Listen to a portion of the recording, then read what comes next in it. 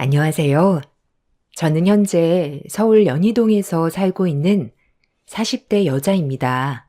최근에 복잡한 사건이 해결되고 어느 정도 여유가 생겨서 사연을 신청하게 되었습니다. 지금 생각해봐도 너무 어이가 없는 일이라 저는 뇌가 없는 사람인 줄 알았습니다. 3년 전에 아주버님이 늦은 결혼을 했었는데 10년간 결혼 생활을 하면서 지켜본 결과 왜 여자가 생기지 않는지 이해가 될 정도로 어느 여자가 봐도 정말 한심해 보이는 사람이었습니다. 게으르고 하는 거 없이 맨날 짐에만 처박혀서 컴퓨터 앞에서 떠나지 않는 아주버님을 어느 여자가 좋아하겠어요. 시부모님한테 재산이 많다 보니 그거 하나 믿고 아무것도 하지 않았습니다. 시댁 집안에서 제일 불필요한 사람이었고 차라리 없는 게 속 편할 정도로 시부모님도 이미 두 손 두 발 들고 포기한 상태였죠. 저는 그런 아주버님이 도대체 무슨 생각으로 사는지 이해를 할 수가 없었어요. 주어진 삶이 여러 번 있는 것도 아니고 시간을 되돌릴 수 없는 한 번뿐인 인생인데 그 시간을 너무 아깝게 허비를 하는 것 같아 모두가 시댁에 모여 식사를 할 때 아주버님한테 하고 싶은 일이 있는지 슬쩍 말을 던졌습니다. 밥을 먹으면서 핸드폰에 눈을 떼지 못하던 아주버님은 제 말에 대꾸조차 하지 않다가 시모가 사람이 물어보면 대답을 해야 되지 않냐고 아주버님의 핸드폰을 빼앗아 식탁에 쾅 하고 내려놓으셨어요. 며느리가 너한테 지금 하고 싶은 일은 없는지 물어보고 있잖아. 없으면 없다고 한마디 하는 게 그게 그렇게 어렵니? 눈 떠서 눈 감을 때까지 핸드폰 아니면 방에 처박혀서 컴퓨터나 하고 있으면서 뭘 잘난 게 있다고 사람 말을 무시해. 너한테 밥값 나가는 것도 아까우니까 그만 처먹고 방으로 들어가라. 아, 알았다고요. 그만 좀 뭐라고 하세요. 저는 뭐 이런 삶을 살고 싶어서 이러는 줄 알아요? 조금만 해도 흥미를 잃어버리니까 의욕이 안 생기는 것 뿐이잖아요. 저도 나중에 하고 싶은 일이 생기겠죠. 지금은 때가 아니라서 그런 것 뿐이라고요. 알아서 할 테니까 저 좀 제발 그냥 놔두세요. 그리고 재수씨, 원래 오지랖이 좀 있나 봐요. 남의 일에 왜 이렇게 간섭이 많아요? 내가 재수씨 일에 참견한 적 있어요? 그 말투 정말 가식처럼 느껴지니까 앞으로 내 앞에서 말 좀 조심해줘요. 형, 무슨 말을 그렇게 해? 이 사람도 가족이고 형이 걱정돼서 하고 싶은 일은 없는지 물어보는 게 잘못됐어? 걱정해주는 사람한테 가식이라고? 형이 지금 사는 꼴을 봐봐. 나이 40 넘어서 여자 하나 제대로 만나지도 못하고 일도 끈덕지게 못해선 1년도 못 버티고 뛰쳐나와 아버지 어머니가 힘들게 벌어놓은 돈만 축내면서 살고 있잖아. 이 세상에서 제일 한심한 사람이 형이라고. 제발 정신 좀 차려. 부모님 마음에 대못을 박으니까 좋아? 장남이면 장남답게 행동을 해. 아버지, 더 이상 저런 형편없는 놈 받아주지 마세요. 우리 집안에 있어봤자 도움도 안 되는 놈인데 뭐하러 끼고 살아요. 등 따시고 배부르니까 평생 놀고 먹을 생각만 하는 것 같은데 저런 놈은 고생 좀 해봐야 된다고요. 오래간만에 집에 오는 건데 저도 편하게 있다가 가고 싶다고요. 아주버님 때문에 다들 지쳐 있었고 집안 분위기는 난리도 아니었어요. 이런 심각한 상황 속에서 본인은 무엇을 잘못했는지 전혀 느끼지 못하고 있었고 시부모님의 감정이 격해지면서 아주버님과 언성을 높이게 되자 갑자기 집을 나가겠다면서 방으로 들어가더니 짐을 챙기기 시작했어요. 너 정말 대책 없구나. 이대로 나가면 문제가 해결되니? 왜 이렇게 정신을 못 차리는 거야? 네가 지금 정상적인 삶을 살고 있지 않으니까 문제가 계속 커지는 거잖아. 너 이대로 나가잖아. 신용카드 다 정지시켜버리고 냉전 한 푼 없이 내쫓길 줄 알아. 너 때문에 집안이 흔들리고 있는데 계속 대책 없이 행동할 거야? 우리 집안의 장남이면 장남답게 행동을 하라고. 끝까지 고집 부린다 이거지? 지갑 이리 내놔. 안 내놔? 여보, 당장 카드사에 전화해서 저놈이 가지고 있는 카드 전부 다 정지시키고 앞으로 집에는 훨씬도 하지 못하게 만들어요. 나는 우리 작은 아들이랑 며느리만 있으면 되니까 다시는 내 눈앞에 나타나지 마. 네, 알겠어요. 저도 그렇게 할 생각이에요. 이 지긋지긋한 집구석에서 살 바엔 차라리 밖에 나가 굶어 죽는 게 훨씬 낫겠네요. 다시는 찾아오지 않을게요. 아주버님은 시부모의 마음에 비수를 꽂아버렸고 그렇게 짐을 챙겨 뒤도 안 돌아보고 조금의 망설임도 없이 집 밖으로 뛰쳐나가 버렸어요. 시모는 대책 없는 아주버님의 뒷모습을 바라보면서 그 자리에 털썩 주저앉아 오열을 하셨고 그날 이후 전화기는 꺼진 채로 어떠한 연락도 없었습니다. 시모는 정신적으로 많이 힘드셨는지 몸져 누우셨고 남편과 저는 시부모님이 많이 힘들어하셔서 저희 부부가 챙겨드릴 수 있는 건 신경 써드리려고 시간 날 때마다 시댁에 가서 집안일을 봐드렸네요. 아주버님은 집을 떠난 뒤 시부가 카드를 정지시켰는데도 어디서 뭘 먹고 사는지도 도와달라는 전화는 일절 없었습니다. 시간이 지날수록 시부모님은 불안해하셨지만 저희는 정신 차릴 때까지 절대로 받아주면 안 된다고 단호하게 행동하시게끔 중간에서 방향을 잡아드렸어요. 저희 부부는 지금의 기회를 놓치게 된다면 두 번 다시 아주버님의 안 좋은 버릇을 절대로 고칠 수 없다고 판단했어요. 시부모님 또한 저희 마음을 이해해 주셨는지 아주버님한테 먼저 연락이 올 때까지 힘든 시간들을 버텨오고 있었습니다.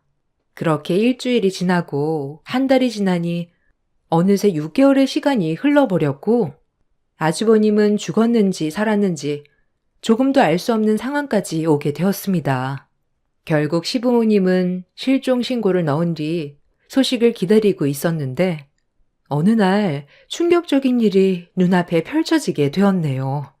6개월간 연락도 없던 아주버님이 초인종을 누르고 집 안으로 들어왔는데 아주버님 얼굴을 봐서 놀란 것도 있었지만 그 등 뒤에 한 여자가 조심스럽게 고개를 내밀면서 어색한 미소와 함께 시부모님과 저희 부부에게 인사를 했어요. 갑자기 이게 무슨 일이니? 그동안 어디서 어떻게 살아왔길래 연락도 없이 찾아온 거야? 너는 아빠 엄마가 걱정할 거라는 생각은 안 해봤어? 오죽했으면 실종 신고까지 했었다고. 도대체 6개월 동안 어디서 뭘 한 거야? 그리고 뒤에 있는 그 아가씨는 누구니? 설마 너 사고치고 들어온 건 아니지? 사고라뇨. 무슨 말을 그렇게 하세요? 저희는 서로 진심으로 사랑하는 사이라고요. 이제 저도 정신 차렸고 앞으로 열심히 살아보려고 다시 온 거니까 자리 좀 잡게 지원 좀 해주세요. 우리 진주가 임신을 했거든요. 늦은 나이에 만나 서로 사랑을 확인했고 앞으로 저도 제대로 된 인생을 살아보고 싶어요. 임신? 6개월 동안 연락 한 통 없다가 갑자기 나타나서 임신한 여자를 데려와? 그럼 내가 좋다고 받아줄 줄 알았니? 너는 어떻게 엄마의 마음을 하루라도 편하게 만들어주질 않는 거야? 차라리 엄마가 죽는 게 낫겠다. 이런 걸 보려고 힘들게 네 뒷바라지 해준 줄 아니? 지원이고 뭐고 너 줄 돈 없으니까 당장 나가. 이제 정신 차리고 정말 잘 살아보려고 왔는데 그냥 좀 믿어주고 받아주면 안 되는 거예요? 아버지가 원하는 며느리도 데리고 왔잖아요. 거기에다가 바로 손자까지 볼 수 있게 애까지 만들어 왔는데 이대로 내치면 두 분 마음이 편하겠어요? 앞으로 아버지가 하시는 사업 제가 이어받을 수 있게 옆에서 배울 테니까 저 좀 받아주세요. 인간답게 살고 싶어 큰맘 먹고 왔는데 정말 그냥 가요? 이 사람 뱃속에 손자가 자라고 있는데 그냥 가냐고요. 형은 참 속 편하게 산다. 6개월 동안 연락 한 통 없이 자기 하고 싶은 대로 하고 살다가 이제는 애까지 만들어 왔으니 다시 받아달라고? 아직까지 정신 못 차렸네. 아버지, 엄마, 제가 뭐라고 그랬어요? 전혀 신경 안 써도 된다고 그랬죠? 아버지가 카드 정지시켰을 때 눈 하나 깜빡하지 않았던 이유가 다 있다니까요.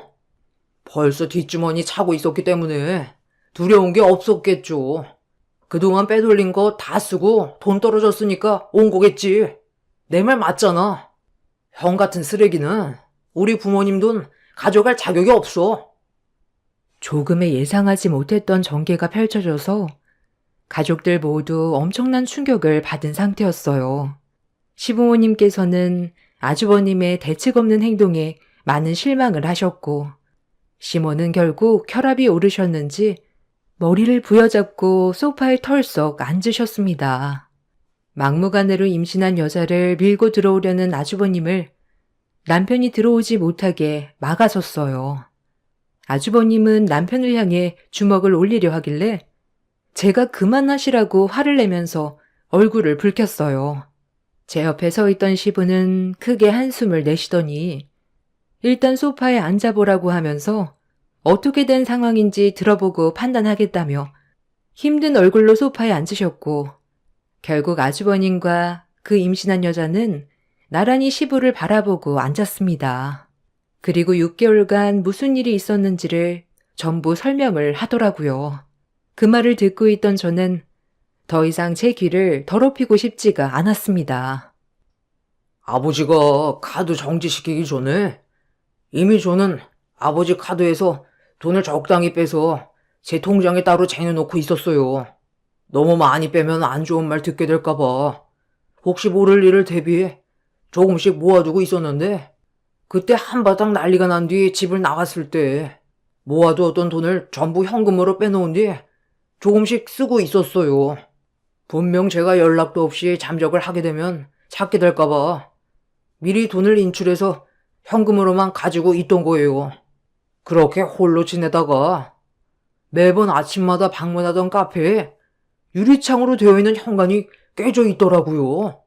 온몸을 떨고 있는데 그 모습을 보는 순간 지켜주고 싶은 마음이 들었어요. 그때부터 이 사람과 많은 시간을 보냈고, 그러다 보니 임신까지 하게 된 거예요. 서로의 마음이 확고하니까 데리고 온 거지. 임신했다는 이유 하나만으로 온 거겠어요?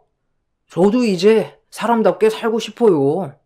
저에게 정말 소중한 사람이고 앞으로 변화되는 모습 보여줄 테니까 한 번만 저 좀 믿어주세요. 그래, 그건 그렇다 치고 아가씨는 저놈이 어디가 좋아서 여기까지 온 거요? 임신을 해서 온 것도 있긴 하겠지만 정말 미래를 함께할 생각이요? 아가씨 부모는 이 사실을 알고 있고 어린 나이도 아니고 상당히 늦은 나이에 이렇게 대책 없이 행동하면 어떻게 해요? 그쪽 집안에서 이 사실을 모르는 건 아니죠? 이런 말씀 드리는 게 저에 대해 안 좋은 시선으로 바라보실 수는 있겠지만 저는 보육원 출신이에요. 저희 부모님 존재 자체를 모르고 자라왔어요. 아니, 뭐라고요? 보육원 출신? 어쩐지. 부모가 없으니 그 나이 먹고 처신을 이렇게밖에 못하지. 동네 창피하게 나이 마흔 넘어서 임신이 웬 말이야. 그쪽 사정까지 봐줄 정도로 내가 지금 정신이 온전하진 않거든. 그러니 저놈 데리고 둘이서 지지고 볶던 알아서 하세요. 나는 땡전 한 푼 줄 수 없으니까. 제가 먼저 인사를 드리고 제대로 된 절차 밟아서 정식으로 인사를 드렸어야 했는데 생각 없이 행동한 점에 대해 정말 죄송합니다. 하지만 저 정말 이 사람을 진심으로 사랑하고 있어요. 평생을 함께하고 싶고 이 사람 없으면 더는 못 살 것 같아요. 많이 노여우시겠지만 저희 결혼 허락해 주시면 안 될까요? 이 사람이 그동안 못했던 거 제가 대신 앞으로 2배, 3배 더 잘하도록 할게요.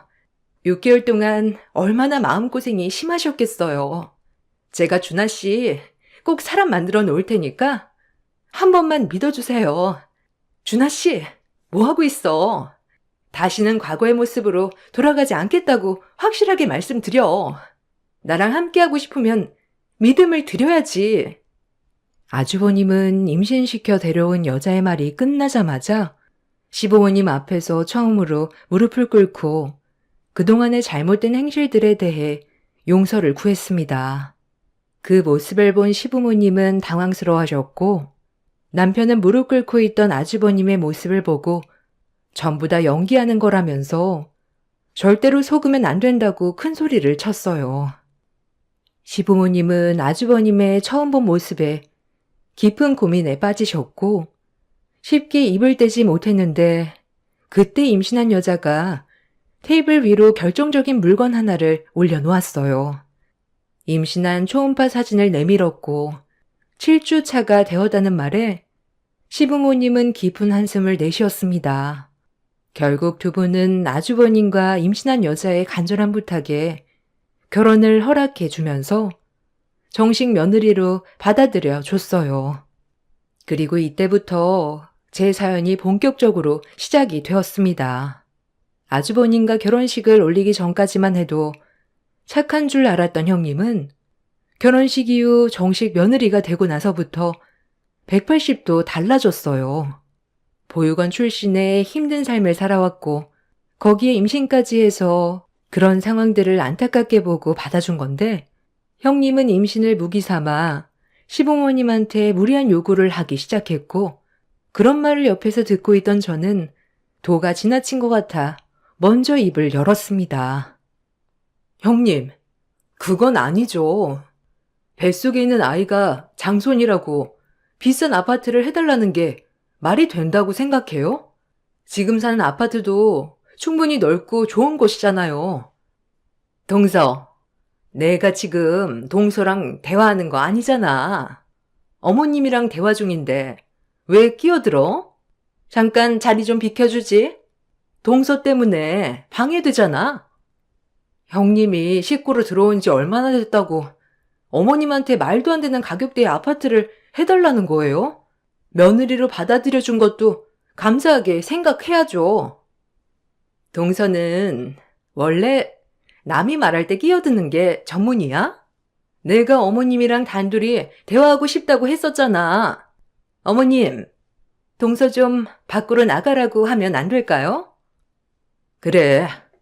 일단 작은 애는 잠깐 거실에 있어라. 무슨 이유 때문인지 한번 드러나 보자. 너무 터무니없이 무리한 요구를 하면 나도 들어주는 건 힘들다. 시모와 형님의 대화에 제가 끼어들자 저를 불편하게 생각하면서 자기가 원하는 방향대로 흘러가지 않자 기분이 많이 안 좋았는지 시모에게 불만을 털어놨고 가족의 분열을 원하지 않았던 시모는 저보고 잠깐 나가 있어달라면서 형님이 구체적으로 무엇을 원하는지 들어보고 싶어 하셨어요. 결국 저는 시모의 말대로 방에서 나와 거실에 앉아 있었는데 형님이 도대체 무슨 생각으로 시모에게 아파트를 해달라는 말을 한 건지 자세하게 들어보려고 방문에 귀를 기울였습니다. 어머님, 지금 가지고 계신 아파트, 이번에 입주자가 이사 가면서 새 입주자가 아직 들어오지 않았다면서요? 저도 어제 그이한테 들었거든요. 지금 살고 있는 집, 곧 태어날 아이랑 살기엔 좀 적응감이 있는 것 같아서요. 그래도 34평이면 아무래도 아이한테 필요한 물건 들여놓다 보면 34평도 많이 작잖아요. 그리고 살짝 외곽 지역이라 좀 더 번화가에서 생활하고 싶은데 어머님이 가지고 계신 아파트가 딱 시내 중간에 있잖아요. 거기에다가 50평이면 저희 세 식구 정말 넓게 사용할 수 있을 것 같아요. 그리고 저는 더 나이 들기 전에 아이 하나 더 낳을 생각이었는데 어머님이 지원만 해주시면 둘도 아닌 셋도 낳을 수 있어요. 힘 닿는 데까지 많이 낳아서 시끌벅적한 대가족 만들 테니 저희 좀 도와주시면 안 될까요? 아버님이 하시던 일 정리하셨다면서요. 남은 시간 가족들과 함께 지내고 싶어서 큰 결정 내리셨다는데 앞으로 태어날 손주들 재롱 보시면서 살아가시려면 저희도 그런 환경이 조성이 돼야 아이를 많이 가지지 않겠어요? 그렇게 해주실 수 있죠? 그동안 많이 벌어오셨고, 저희한테 아파트 한 채 주신다고 생활에 지장도 없으시잖아요. 그이가 요즘 열심히 일하고 있는 거 아시죠? 그이가 항상 하는 얘기가 뭔 줄 아세요? 저를 만나서 인생이 달라졌다고 했어요.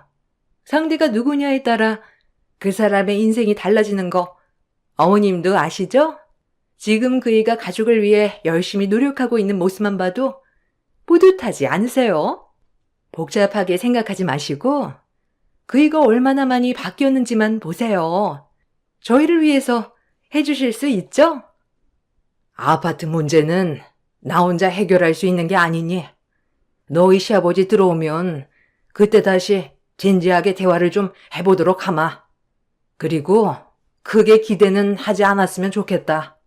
너무 뜬금없이 아파트 얘기가 나와서 많이 당황스럽기도 한데 너희들이 지금 살고 있는 위치가 많이 불편하고 힘들다고 하지만 그 집도 너희들이 살기에는 괜찮은 집이거든. 그리고 적은 금액대의 아파트도 아니고 청담동에서 손에 꼽히는 50억짜리라 쉽게 결정할 수는 없으니 CME 입장도 이해해 줄 수 있지? 제가 원한다고 해서 바로 받을 수 있는 것도 아니니 기다릴 수밖에 없겠죠. 하지만 저 아니면 그이는 다시 예전처럼 형편없는 삶으로 다시 돌아갈 거예요. 어머님도 잘 아시죠? 저 아니었으면 그이는 변할 수 있는 인간이 아니었다니까요. 기다려 드릴 순 있겠지만 그 시간이 저도 오래 지속되는 건 힘들 것 같아요. 결혼 전과는 완전히 다른 사람이 되어버린 형님의 모습에 온몸에 소름이 돋았어요. 한두 푼 하는 금액대의 아파트도 아니고 청담동에 있는 50억짜리 아파트를 아무렇지 않게 달라고 하는 형님의 말에 보통 사람이 아닌 건 확실하게 생각했었습니다. 그리고 형님의 행동을 보면 아주버님을 진심으로 사랑하는 게 아닌 시부모님의 뒷배경을 보고 결혼을 한 듯 보였습니다. 돈에 대한 씀씀이도 상당했었지만 그 돈을 충당해 주는 건 전부 아주버님이었어요. 40이 넘는 나이 동안 기술을 배운 것도 아니고 할 줄 아는 게 아무것도 없어서 아르바이트 정도 하면서 시부모님한테 돈을 받아 생활비로 쓰고 있는 정도였어요. 아주버님이 변하려고 노력하는 것 하나만으로도 크게 보셨고 형님네 애가 앞으로 잘 살아가길 진심으로 응원하셨습니다. 그런데 그런 감사함은 모른 채 아파트를 달라고 당당하게 요구하는 형님을 보니 아주버님이 결혼을 잘못했다는 걸 알게 되었고 형님이 거실로 나와 방으로 들어갔을 때 시모와 급하게 대화를 나눴어요. 시모는 굳어진 얼굴 표정으로 깊은 생각에 빠지셨고 저는 앞으로 어떤 결정을 내리실 거냐고 여쭤봤는데 시모는 시부와 대화를 해봐야 할 것 같다며 머리가 많이 지끈거리셨는지 눕고 싶어 하시길래 조용히 방문을 닫고 나왔습니다. 그리고 방으로 들어가 버린 형님의 방문을 두드렸고 잠깐 대화 좀 하자며 안으로 들어갔어요. 저를 경계하듯 쳐다보고 있던 형님은 기분 나쁜 얼굴 표정으로 저에게 쏘아붙이듯 무슨 말이 하고 싶어서 들어왔냐고 짜증을 냈습니다. 제가 무슨 말을 하고 싶겠어요. 그 아파트에 입주한다고 삶이 많이 달라지는 것도 아닌데 굳이 그 아파트를 달라고 해서 뭐 하려고요? 그 아파트에서 살면 삶이 달라질 것 같아요? 비싼 집에 들어갔으니 집안을 비싼 물건으로 채워 넣어야 할 것 같고 다른 사람들이 외제차 타고 다니니까 형님이랑 아주버님도 고가의 외제차를 타고 싶겠죠. 점점 욕심은 늘어갈 테고 그렇게 되면 집안 분위기는 안 좋아질 거라는 건 생각 안 해봤어요? 제가 봤을 땐 지금 살고 있는 집도 충분하게 느껴지는데요. 괜한 욕심은 화를 불러일으킨다는 거 모르세요? 그리고 아버님, 어머님께서는 형님이 마음에 들어서 받아준 게 아니라는 것도 아실 텐데요. 너무 당연시하게 요구하시니까 정말 당황스럽네요. 새 식구로 들어온 지 이제 7개월째인데 어떻게 50억 아파트를 달라고 할 수 있는지 정말 대단하십니다. 살면서 형님처럼 철판 두꺼운 사람은 처음 보는 것 같아요. 그렇다고 아버님, 어머님께 잘 보이려고 노력하는 모습을 보이는 것도 아니잖아요. 내가 갑자기 나타나서 동서 자리를 꿰찰까봐 걱정돼? 그이가 이 집 장남 아니야? 그럼 당연하게 요구할 수 있는 것들이라고.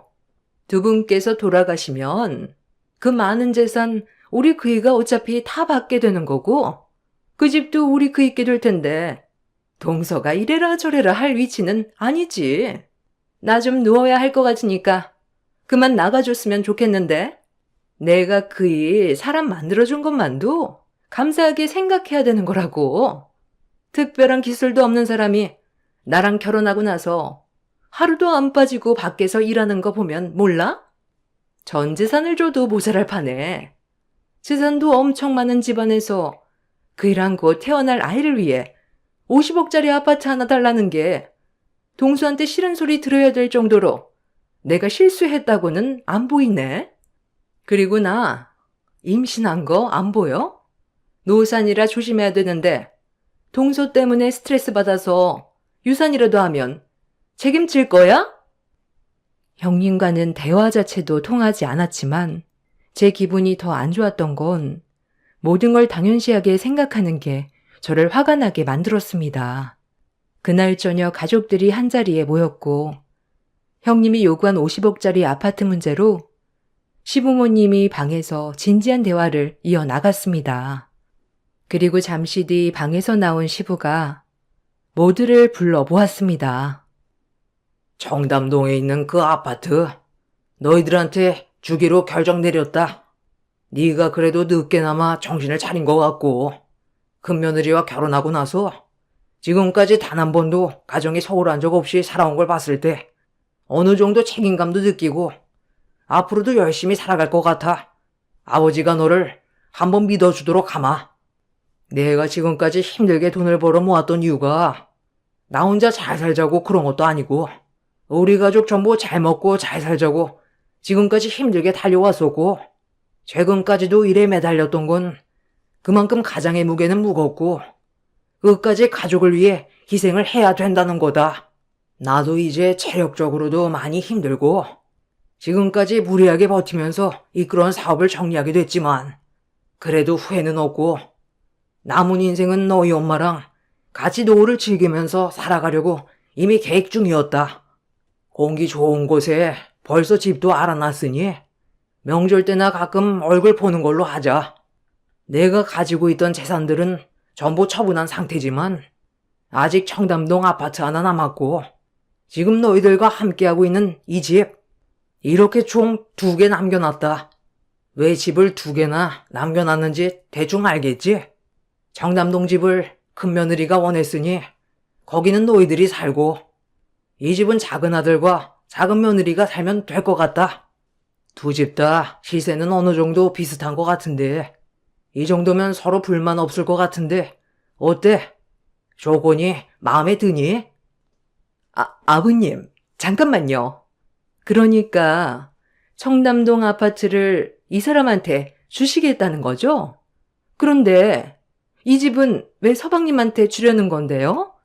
연희동 집값도 상당히 비싼 걸로 알고 있는데 조건이 똑같으면 그건 좀 불공평한 거 아니에요? 그래도 이가 장남인데 똑같이 나누는 건 아닌 것 같아요. 다른 거라도 더 얹어 주셔야죠. 형수님, 이제 그만 좀 하시죠. 지금 받는 것도 상당히 가분하다는 거 모르세요? 동네에서 작은 카페 하나 운영해 오다가 우리 형 만나 인생 폈으면 감사하게 받고 조용히 입 다물고 있으면 되지. 뭘 잘났다고 더 달라고 입을 벌리고 있어요. 우리 아버지가 큰맘 먹고 내린 결정에 초칠 거예요? 너 형수한테 그게 무슨 말버릇이야? 너 형수가 틀린 말 한 것도 아니잖아. 아버지가 가지고 계신 재산이 월등하게 많으니까 좀 더 달라는 거잖아. 형이 뭘 안다고 그래? 지금 우리가 누리고 있는 모든 것들이 당연한 거야? 아버지의 피와 땀이 묻어있는 재산들이라고. 밖에 나가서 하루 종일 일하고 들어와 꼴랑 300원짜리 받는 주제에 50억짜리 아파트 한 채 주면 감사하게 생각하고 엎드릴 줄 알아야지. 돈에 환장했어? 아버지, 다 필요 없으니까 아무것도 주지 마세요. 저희도 받지 않을게요. 힘들게 철강 사업 이끌어 오시면서 형이 조금이라도 도와준 적 있어요? 회사 이어받을 생각도 하지 않고 집에만 처박혀 밥만 축내던 형한테 50억짜리 아파트 주면 분명 공중분해될 게 뻔하다고요. 자식 새끼 10손가락 깨물면 안 아픈 손가락 없다 하지만 그 자식 하나 때문에 집안 풍비박산 나는 건 시간 문제라고요. 꼴랑 7개월 일 좀 했다고 으스댔는데 형이 얼마나 오래 버틸 것 같은데? 내가 봤을 때 형은 50억 아파트 받는 순간 그거 처분하고 그 돈으로 흥청망청 생활하면서 쓰다가 전부 탕진하면 또 기어 들어와서 손 벌리겠지. 그때 형수님은 또 임신한 몸으로 들어와서 뱃속에 있는 손주 핑계대면서 우리 부모님 협박하려 들 거고 주머니 탈탈 털어 더 이상 나올 게 없으면 그땐 분명 가차없이 버릴 거야. 내 말이 틀려? 뭐, 이 자식아, 형한테 못할 말이 없어? 마음 잡고 열심히 살고 있는데 지금 말 다 했어? 아버지, 얘가 하는 행동을 보세요. 이게 맞는 거예요? 다들 그만들 뭐 해라. 내가 너희들 싸우라고 집 한 채씩 남겨준 줄 알아? 한 번만 더 내 앞에서 큰 소리치고 얼굴 붉히면 냉전 한 푼 없을 줄 알아? 도달지 말고 주는 대로 받아 가거라. 시부가 크게 화를 내자 형님네는 그 모습에 놀라선 움찔거리더니 더 이상 아무 말도 하지 않았지만 얼굴엔 심술이 가득해 보였습니다. 그날 이후 시부는 약속대로 형님네에겐 청담동 아파트를 넘겨주셨고 남편에게는 시부모님께서 살고 계시던 연희동 단독주택을 넘겨주셨습니다. 그리고 시부모님은 제주도로 이사를 가셨습니다. 그동안 힘들게 살아오신 만큼 삶의 여유를 보내면서 살아가고 싶어 하셨어요. 그 선택을 존중했고 명절날 제주도에서 시부모님을 뵙게 되었죠. 형님 내외에는 명절날 얼굴 보는 것 말고는 따로 전화를 하거나 얼굴을 본 적은 없었어요. 이런 관계를 지속해오면서 살아가던 어느 날 남편에게 전화 한 통이 왔는데 갑자기 핸드폰을 떨어뜨리더니 무언가에 엄청난 충격을 받았는지 그 자리에 털썩 주저앉아 버리더라고요. 저녁 준비를 하던 저는 무슨 일이냐고 남편에게 물어봤지만 정신 나간 사람처럼 멍하니 있길래 제가 대신 전화를 받았는데 수화기에서 들려온 말은 저에게도 엄청난 충격을 안겨주었습니다. 시부모님 추락사고를 당해 급하게 응급실로 옮겨졌지만 병원에 도착하는 순간 두 분 다 한날 한시에 세상을 떠났다는 충격적인 상황을 설명해 주었네요. 정신이 온전치 않았던 저희 부부는 서둘러 공항으로 향했고 이 사실을 아주버님한테도 설명을 했어요. 저희가 먼저 도착해 시부모님의 모습을 확인했고 남편은 그 자리에 주저앉아 병원이 떠나갈 정도로 오열을 하며 가슴을 내리쳤습니다. 그리고 뒤늦게 도착한 형님네에도 시부모님이 돌아가신 거에 많은 충격을 받았는지 시부모님을 바라만 보고 있었어요. 도저히 믿기지가 않는 현실을 받아들이는 게 쉽지 않았지만 물 흘러가듯 장례가 진행이 되었습니다. 그렇게 3일장을 끝낸 뒤 시부모님이 그동안 남겨두신 것들을 하나둘 정리하고 있었는데 제주도에 있는 시부모님 집에서 형님이 갑자기 불만을 터뜨렸습니다. 기어코 내 말 안 듣고 기부를 한 거야? 가족을 위해 돈을 쓰라니까 왜 남은 재산을 전부 기부를 한 건데? 당신도 이것 좀 봐봐. 감사장 한번 보라고. 이 정도 돈이면 평생 놀고 먹고 할 수 있는 돈인데 남들이 해준 게 뭐가 있다고 우리 배보다 왜 남의 배를 불려주는 건데? 80억이 장난도 아니고 어떻게 한 번에 전 재산을 기부해 버리냐고. 여보, 이 집 얼마지? 곧 무너질 것 같은 이 허름한 집 처분해봤자 얼마 하지도 않지? 어차피 가실 거였으면 재산은 건들지 않고 내버려뒀으면 얼마나 좋아. 돈 될 만한 게 하나도 없잖아. 여보, 우리 앞으로 어떻게 하면 좋아? 여보 말만 믿고 투자했다가 우리 길거리에 나앉게 생겼다고. 아, 나도 생각 좀 해보게. 좀 기다려 봐봐. 내가 이럴 줄 알았냐? 아버지 사고 나기 전에 돈 받아놨어야 했는데 그까지 안 주셔서 어쩔 수 없이 올라갈 수밖에 없었다고. 무조건 받아냈어야지.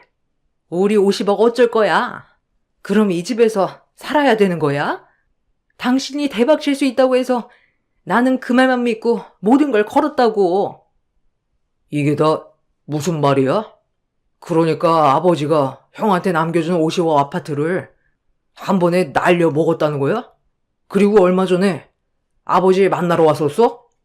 뭐가 어떻게 돌아가는 거야? 형이 받은 그 재산 아버지가 얼마나 힘들게 벌어모았는지 몰라서 생각 없이 투자를 한 거냐고. 왜 이렇게 인생을 생각 없이 살아? 아, 나도 다 생각이 있었다고. 나랑 친한 형이 대박 칠 수 있는 주식 종목을 알려줘서 모든 걸 다 쏟아 부었는데 본전도 못 잡고 망해버렸다고. 그래서 아버지한테 도와달라고 얼마 전에 잠깐 다녀간 적이 있었어. 너도 아버지 성격 알잖아. 당연히 도와주지 않겠다고 했고 차라리 기부를 하는 게 좋을 것 같다고 하길래 한바탕 하고 서울로 올라왔었거든. 그런데 갑자기 이런 상황이 생기니까 나도 지금 머릿속이 너무 복잡해서 어떻게 해야 될지 모르겠다. 정말 대책 없는 사람들이네. 아버님께서 주신 그 아파트가 얼마짜리인데 그걸 처분해서 모험할 생각을 하세요? 형님은 말렸어야 되는 거 아니에요? 둘 다 똑같으니까 지금까지 붙어 살겠지. 정말 한심한 사람들이네. 시부모님 떠나시고 남은 재산도 불우한 이웃에 기부할 거니까 그런 줄 아세요. 동서가 뭔데 기부를 한단 말아야. 얼마 남지 않은 재산이 동서 거야? 어디서 큰 소리야? 내가 동서보다 손 있는 사람인 거 몰라? 버릇이 왜 이렇게 없어?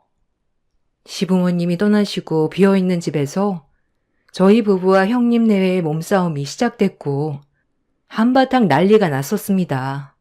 남의 말만 믿고 50억을 주식에 투자한 정신 나간 놈과 대박 친다는 그 말을 믿고 아파트를 처분하게 만든 형님이나 둘 다 똑같았어요. 더 이상 대화조차 하고 싶지 않아 저희 부부는 시부모님의 제주도 집과 얼마 남지 않은 재산에 대해 법적 소송을 진행할 거라며 강하게 밀어붙였습니다. 형님 내외도 소송으로 갈 때까지 가보자면서 큰소리친 뒤 먼저 서울로 올라갔고 저희 부부는 며칠간 시부모님의 집을 정리한 뒤 형님 내외를 상대로 소송 준비를 하기 위해 집으로 돌아왔는데 그 순간 충격적인 장면을 목격했어요. 현관문 도어록이 바뀌어 있었고 비밀번호를 눌러봤지만 열리지 않아 갑작스럽게 변한 환경에 놀라 그 자리에서 경찰에 신고를 하려고 핸드폰을 들었는데 현관문이 열리더니 형님 내외가 저희를 반겨주고 있었습니다. 너무 황당해서 고래고래 소리치며 주거 침입죄로 신고하겠다고 하자 아주버님의 말이 저에게 엄청난 충격을 안겨주었네요. 시부모님께서 남편에게 준 연희동 48억짜리 집을 본인들이 가져가겠다며 저희 부부 보고 제주도에서 살라고 어이없는 말을 늘어놓았어요. 남편은 동네가 떠나갈 정도로 화를 내면서 당장 나가라고 소리쳤지만 형님 내외는 꿈쩍도 하지 않았습니다. 오히려 이 집에서 살고 싶으면 종처럼 지내면 살 수 있게 해주겠다는 억지스러운 말을 뱉었고 남편은 두 사람을 밀치면서 집 안으로 비집고 들어갔습니다. 이미 집 안에 본인들의 물건을 들여놓은 뒤 살림까지 펼쳐놓았더라고요. 너무 기가 차서 형님한테 거침없는 막말을 쏟아내었습니다. 당신들은 생각이 없는 사람들이야? 너희들이 무슨 짓을 한 줄 알아? 나는 지금 당장 주거 침입죄로 너희들을 신고할 거고 감옥에서 썩게 만들 거야. 가족끼리 무슨 주거 침입죄야? 그리고 이 집은 이제 우리 건데? 동서는 제주도에 있는 허름한 집에서 살림 차리고 새 출발하면 되잖아. 이 집을 아버님이 서방님한테 줬지만 우리한테도 권리는 있는 거라고. 법적으로 소송 걸어보던지. 나는 이 집에서 절대로 나가지 않을 거야. 지금 전 재산 전부 탕진해서 오갈 데도 없는데 어딜 나가라는 거야. 그리고 이 집에서 제일 오래 사는 사람이 누구야? 이 사람이야. 저 방 주인이었다고.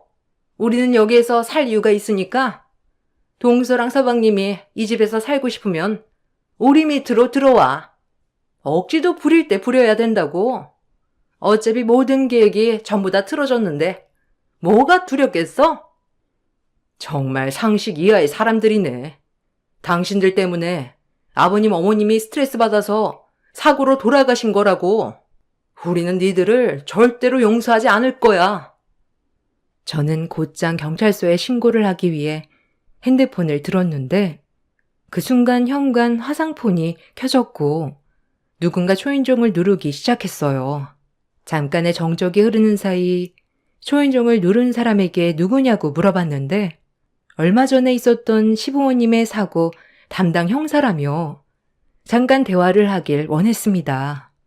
저는 곧바로 현관문을 열어줬는데 형사들이 줄지어 들어오는 순간 형님 내외와 마주치더니 갑자기 두 사람에게 달려들어 제압을 한 뒤 수갑을 채웠습니다. 순식간에 일어난 돌발 상황이라 아무것도 파악이 되지 않았던 저희 부부는 무슨 일이냐고 담당 형사에게 현재 상황에 대해 설명을 부탁했는데 담당 형사가 아무 말 없이 핸드폰을 꺼내 저희 부부에게 영상 하나를 보여준 순간 남편이 형님 내외를 개패듯이 발길질하며 무력을 행사했어요. 저는 핸드폰 영상 속의 인물들을 보고 경악을 했고 온몸에 소름이 돋았습니다. 형님은 시부모님 차 앞에서 망을 보고 있었고 아주버님은 차 밑에 들어가 무언가를 만지는 듯 보였어요. 그리고 담당 형사가 저에게 보여준 증거물은 브레이크 선을 절단하고 던져버린 가위였습니다. 현장에서 멀리 떨어지지 않은 곳에서 발견을 했는데 지문 감식 결과 아주버님의 지문으로 확인이 되었고 그 말을 듣자마자 저 또한 제정신이 아니었습니다. 아주버님이 형님을 만나 결혼을 하면서 일자리를 알아봤는데 그 일이 바로 정비 일이었어요. 형님이 평생 직업이라면서 적극적으로 밀어붙였던 일이었죠. 두 연놈들이 연행이 되고 나서 나중에 받게 된 진술은 시부모님의 생명보험금과 재산을 노리고 세운 계획적인 범행이었습니다. 인적이 드문 저녁 시간을 틈타 CCTV가 비추지 않고 있는 사각지대에서 범행을 저지르려 했지만 미처 발견하지 못한 방범용 CCTV에 흔적을 남기게 되었던 거였습니다. 그리고 시부모님의 차량에 브레이크 선이 절단된 것도 확인을 할 수가 있었어요. 정말 상상도 못할 일이었고 돈 때문에 이런 말도 안 되는 범행을 저질렀다는 거에 그 인간들을 용서할 수가 없었습니다. 결국 두 연놈들은 계획적인 범행으로 시부모님을 돌아가시게 만든 죄에 대한 값으로 징역 25년형을 받았습니다. 무기징역보다 그 이상의 처벌을 받지 못한 거에 대해 너무 화가 납니다. 저희 부부는 아직까지 눈앞에 펼쳐진 현실을 받아들이지 못해 상당히 힘든 상태이고 형님의 아이를 저희 가족이 돌보고 있는 중입니다. 요즘 여러 가지로 생각이 너무 많아서 머리가 깨질 것 같지만 하나하나 풀어나가다 보면 언젠간 길이 보이겠지만 우울증을 극복하기란 쉽지 않은 것 같네요. 남편은 더 이상 이 땅에서 살고 싶지 않다면서 이민을 생각하고 있어요. 형님의 아이한테도 그게 정서적으로 더 좋을 것 같습니다. 아직 3살밖에 안 됐기 때문에 그냥 제 아들로 받아들이는 게 속 편할 것 같아요. 이 세상에서 돈이 아무리 중요하다고 하지만 자신을 낳아준 부모에게 해선 안 될 행동을 저지른 그 사람과 이런 일을 계획했던 그 여자가 2번 다시 세상 밖으로 나오지 않길 바랄 뿐입니다. 힘든 시간들을 이겨내고 있는 저희 가족들이 앞으로 이 상황을 잘 헤쳐나갔으면 좋겠어요. 제 사연 들어주셔서 감사합니다. 안녕하세요. 많은 사연들 속에서 위로를 받던 30대 직장인입니다. 저에게는 사랑하는 엄마가 계세요. 저희 엄마는 어릴 적 제가 태어나고 난 후 3살 때 아버지가 돌아가시고 지금까지 홀로 저를 키우셨답니다. 살면서 크고 작은 어려움이 많았지만 저 하나만 보고 견뎌내셨다고 하셨는데요. 저희 엄마는 더 늙기 전에 딸이 사랑하는 사람과 가정을 이루는 것을 보고 싶으시다며 자주 이야기를 하셨어요. 그러다 남편과 만나게 되었는데요. 남편은 같은 직장에 다니던 동료였답니다. 같이 오랫동안 일을 하면서 공감대도 많았어요. 특히나 남편은 시아버지가 가정에 소홀하셔서 거의 시어머니께서 홀로 키우신 거나 마찬가지였다고 하더라고요. 엄마는 아빠의 역할까지 다 하면서 저를 키웠어요. 지영 씨도 홀어머니 밑에서 자랐다고 했죠? 저 역시 그런 거나 마찬가지예요. 아빠는 가정에 소홀하셨고, 엄마 혼자서 이리저리 노력하시면서 가정을 지키셨죠. 그런 엄마가 저도 애틋하지만, 지영 씨도 엄마가 애틋하시겠어요. 어머, 그죠? 저도 엄마가 고생하면서 키워주셨거든요. 이해하는 사람이 많지 않았는데, 준호 씨는 이해를 해 주시네요. 아, 경험해본 사람들만 이해할 수 있는 일들이 참 많죠. 만남을 지속하면서 이야기를 하다 보면 서로의 가정사도 이야기를 하게 되었어요. 그렇게 말을 하다 보니 서로 공감되는 부분이 많이 있더라고요. 홀어머니라서 부담을 느끼는 사람들도 많이 있었는데 남편은 처음부터 저의 상황을 모두 이해하는 듯 보였어요. 거기다가 공감도 잘해줘서 이 사람이라면 평생을 함께해도 서로를 의지하며 잘 살 수 있겠다 싶었어요. 엄마에 대한 효심도 지극해서 결혼을 하면 엄마에게 애틋한 제 마음도 잘 이해해 줄 거라 생각을 했죠. 엄마는 남편을 보자마자 마음에 들어 하셨어요. 저는 약간 싹싹하지 못한 편이거든요. 그런데 남편은 애교도 많고 싹싹했답니다. 결혼 전임에도 불구하고 남편은 틈날 때마다 엄마가 일하시는 곳에 찾아갔다고 했는데요. 엄마는 장터를 돌아다니면서 직접 기른 상추 같은 채소들을 파셨는데 남편은 엄마에게 가서 상추 파는 것도 도와주고 같이 저 대신 저녁을 먹기도 했어요. 그런 남편의 모습에 이 사람이라면 결혼을 해도 괜찮겠다 생각을 했어요. 문제는 시어머니였답니다. 시어머니는 제가 홀어머니 밑에서 자란 걸 듣고서는 결사 반대를 하셨어요. 남편도 어떻게든 시어머니 마음을 돌리려고 했지만 생각보다 쉽지 않다며 한번 이야기를 했어요. 남편처럼 제가 가서 시어머니를 만나봐야 되겠다 싶어서 남편과 함께 시댁에 방문을 하게 되었습니다.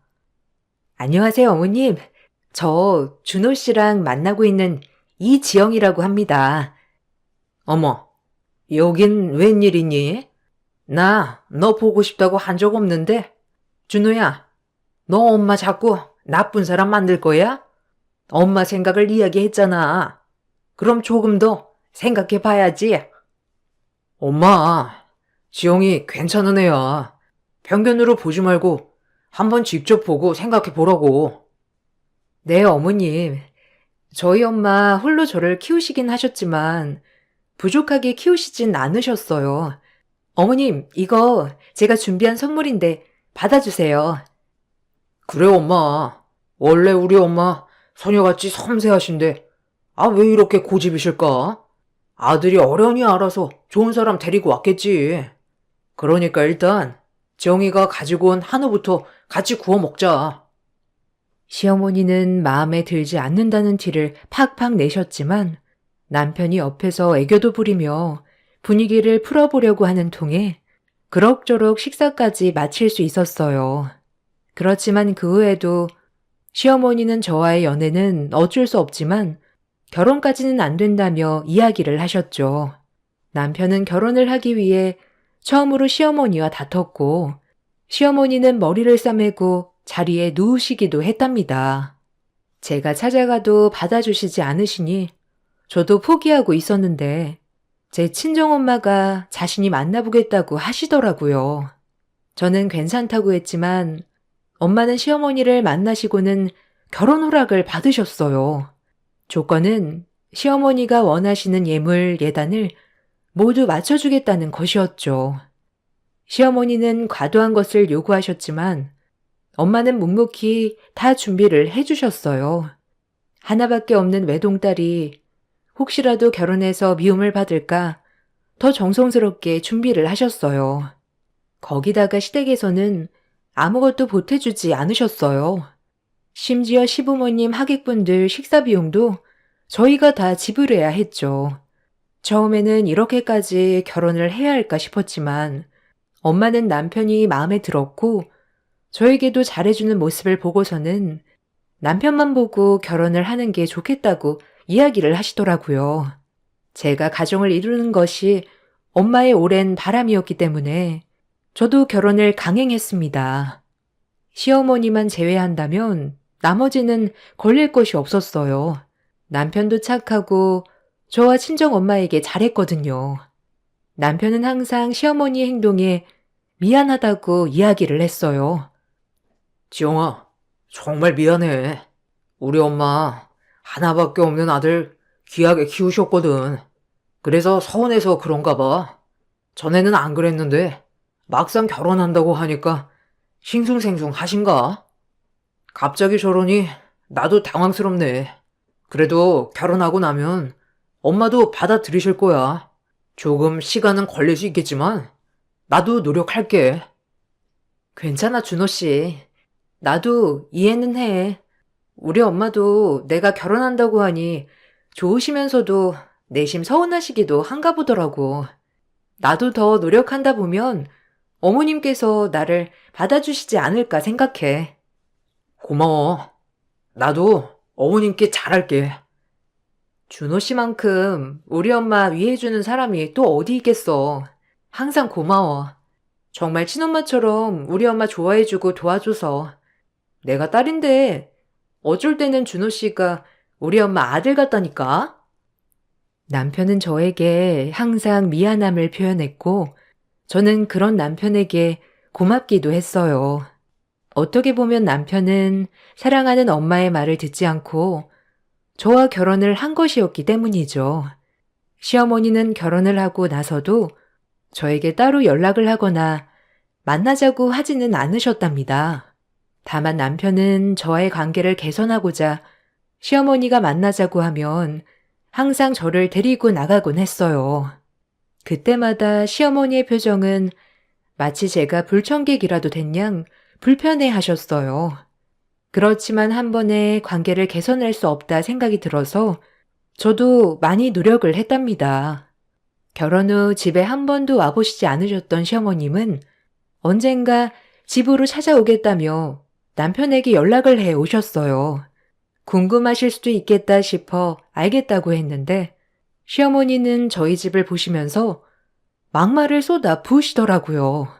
저희가 거주하고 있는 집은 제가 직장을 다니면서 쭉 살았던 집이었어요. 자가로 구입을 한 집이었지만 어쩐지 시어머니에게는 사실을 말하기 싫었어요. 예, 이 집은 전세니 월세니? 하긴 니네 집 형편에 자가로 마련했던 건 아닐 테고 니네 엄마가 상추 팔아서 집 하나나 살 수 있었겠냐? 혹시 우리 아들 돈 들어간 건 아니겠지? 설마 그런 거야? 아니에요, 어머님. 여긴 제가 직장 다니면서부터 살았던 곳이에요. 그리고 어머님, 그래도 사돈인데 말씀이 좀 지나치신 것 같아요. 조심해 주시면 감사하겠습니다. 그래 엄마. 니네 엄마라고 하는 게 뭐야 사돈인데. 거기다가 나 여기 집은 하나도 없는데 왜 내 돈이 들어갔다고 그래? 좀 민망하다. 아니 준호야. 나는 그냥 한번 해본 말인데 그렇게까지 뭐라 할 건 아니지 않니? 시모는 당황스럽게도 그 자리에서 눈물을 흘리셨어요. 저도 남편도 당황스러웠지만 시모는 제가 하는 말에 상처를 받았다며 그 자리에서 나가버리시더라고요. 남편은 그대로 당황해하다가 어머님을 따라서 나가버렸어요. 저는 황당하고 어이가 없었지만 남편이 알아서 잘 달래주겠지 생각을 했습니다. 더군다나 시모의 말은 굉장히 경우가 없는 말이었기 때문에 저는 더욱더 시어머니의 행동에 화가 났답니다. 시어머니와 나간 남편은 한참이 되어서도 들어오지 않았어요. 문자를 보내보니 시어머니와 밥을 먹고 있다는 답이 오더라고요. 나중에 시어머니를 달래보내고 돌아온 남편은 무슨 말을 들었던 건지 시어머니 편을 들기 시작했어요. 엄마가 좀 잘못하긴 했지만 그렇다고 면전에서 그렇게 이야기하면 어떡해? 솔직히 지금 엄마가 지용씨 마음에 들어하는 것도 아니고 조금 진정할 수도 있잖아. 엄마가 그냥 장난으로 해본 말인데 그렇게 대꾸 하니 너무 놀랬대. 나중에 엄마한테 사과 전화 드려. 내가 뭘 잘못했다고 사과를 드려야 되는 거야? 준호 씨는 우리 엄마가 시어머니 말하면서 니네 엄마라고 한 적 있어? 매번 우리 엄마는 사돈 어르신 난사돈 하면서 항상 이야기를 하잖아. 너무하신 건 어머님이신데 어떻게 나보고 사과하라고 그래? 아니, 지영씨가 전적으로 잘못했다는 게 아니라 아유, 무슨 말을 못하겠다. 관계 개선하라고 엄마 모셔왔더니 노력은 하나도 안 하고. 준호 씨, 지금 상황이 다 내 탓이라는 거야? 저희는 결국 시어머니 때문에 결혼 후 처음 싸우게 되었어요. 다른 것도 아니고 시어머니 때문에 싸운다는 것도 황당했지만 무엇보다 갑자기 변한 남편의 태도에 생각이 정말 많아지더라고요. 다툼 후 며칠 후에 남편이 먼저 잘못했다며 사과를 해왔지만 한편으로 찝찝한 마음은 사라지지 않았답니다. 그 후에도 시어머니와 만나는 날이면 저는 예민해졌고 남편은 항상 조금만 참아달라는 말만 했었어요. 그나마 제가 참을 수 있었던 건 시아버지와 함께 만났을 때였어요. 시어머니는 이상하게 시아버지가 계실 땐 막말을 하시지 않으시더라고요. 거기다가 시어머니가 말실수라도 하는 날에는 시아버지가 굉장히 크게 화를 내셨어요. 예, 너는 이런 거 많이 먹어봤니? 친정에서는 이런 거 먹어본 적 없지? 아, 당신은 무슨 말을 그렇게 해? 아주 그냥 입에서 나오는 말 중에 제대로 된 게 없어. 아, 조용하고 밥이나 먹어. 아니, 내가 뭘 이상하게 말했다고 그래요. 아유, 지영아, 미안하다. 원래 말을 생각 없이 하는 통에 나도 말하기 싫은데 너는 오죽하겠니? 한 귀로 듣고 그냥 흘려버려라. 당신도 사과해. 에휴, 미안하다. 남편이 예전에 한 이야기를 들었을 때에는 시부가 집에 애정이 전혀 없었고 일만 하시던 분이라고 하셨기 때문에 저는 시아버지의 행동에 더 깜짝 놀랐어요. 시어머니가 무얼 하든 신경도 안 쓸 거라 생각을 했는데 시모의 막말에 저 대신 화를 내주신 건 시아버지셨답니다. 남편은 그런 시아버지를 못마땅하게 쳐다보기만 했어요.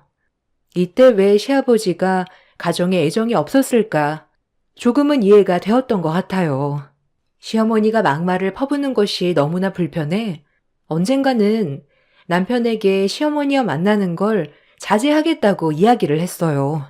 시어머니도 남편을 보고 싶었을 뿐이지 그때마다 제가 나가면 더 싫어하셨거든요.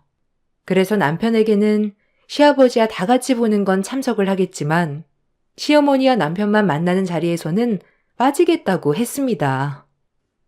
준호 씨, 나 당분간 시어머니랑 당신만 볼 때는 같이 자리를 안 했으면 좋겠어. 어차피 어머님도 나 보려고 하신 게 아니고 당신 보려고 하신 거잖아. 나도 갈 때마다 힘들고 시어머니도 스트레스 받아 하시니까 이게 나을 것 같아. 당신은 어떻게 생각해? 그래도 서로 자주 봐야 사이가 좋아지지 않겠어? 벌써부터 이렇게 포기해버리면 엄마가 불편하다고 나한테 이야기하는 것도 아닌데. 당신이 먼저 이렇게 피하면 엄마도 당황스럽지 않을까? 어머니, 항상 내가 같이 갈 때마다 불청객을 본 것처럼 보시는데 차라리 내가 없는 걸 좋아하실 거야. 지영씨, 당신 너무 당신 맘대로 생각하는 거 아니야? 엄마는 나한테 그런 말 한 번도 한 적이 없어. 왜 그런 생각을 하는 거야? 우리 엄마랑 가까워지려고 노력하는 거 아니었어? 아니면 어쩔 수 없이 갔던 거였어? 엄마도 별 불평 없이 보는데 왜 아랫사람인 당신이 이렇게 먼저 불편하다고 하는 거야? 당신 정말 실망이다. 그럼 어머님이 말을 이상하게 하실 때 당신이 좀 말려주던지. 상처는 매번 내가 받는데 어떻게 안 피해? 엄마가 언제 말을 이상하게 해? 당신이야말로 말을 너무 이상하게 하는데? 남편과의 오랜 언쟁 끝에 결국 저는 시어머니만 있는 자리에는 참석하지 않는 것으로 결론이 내려졌어요. 남편은 저의 태도에 못마땅해 했지만 저의 완강한 말을 듣곤 더 이상 이야기하진 않더라고요. 사실 생각해보면 시가도 그다지 잘 사는 편은 아니었어요.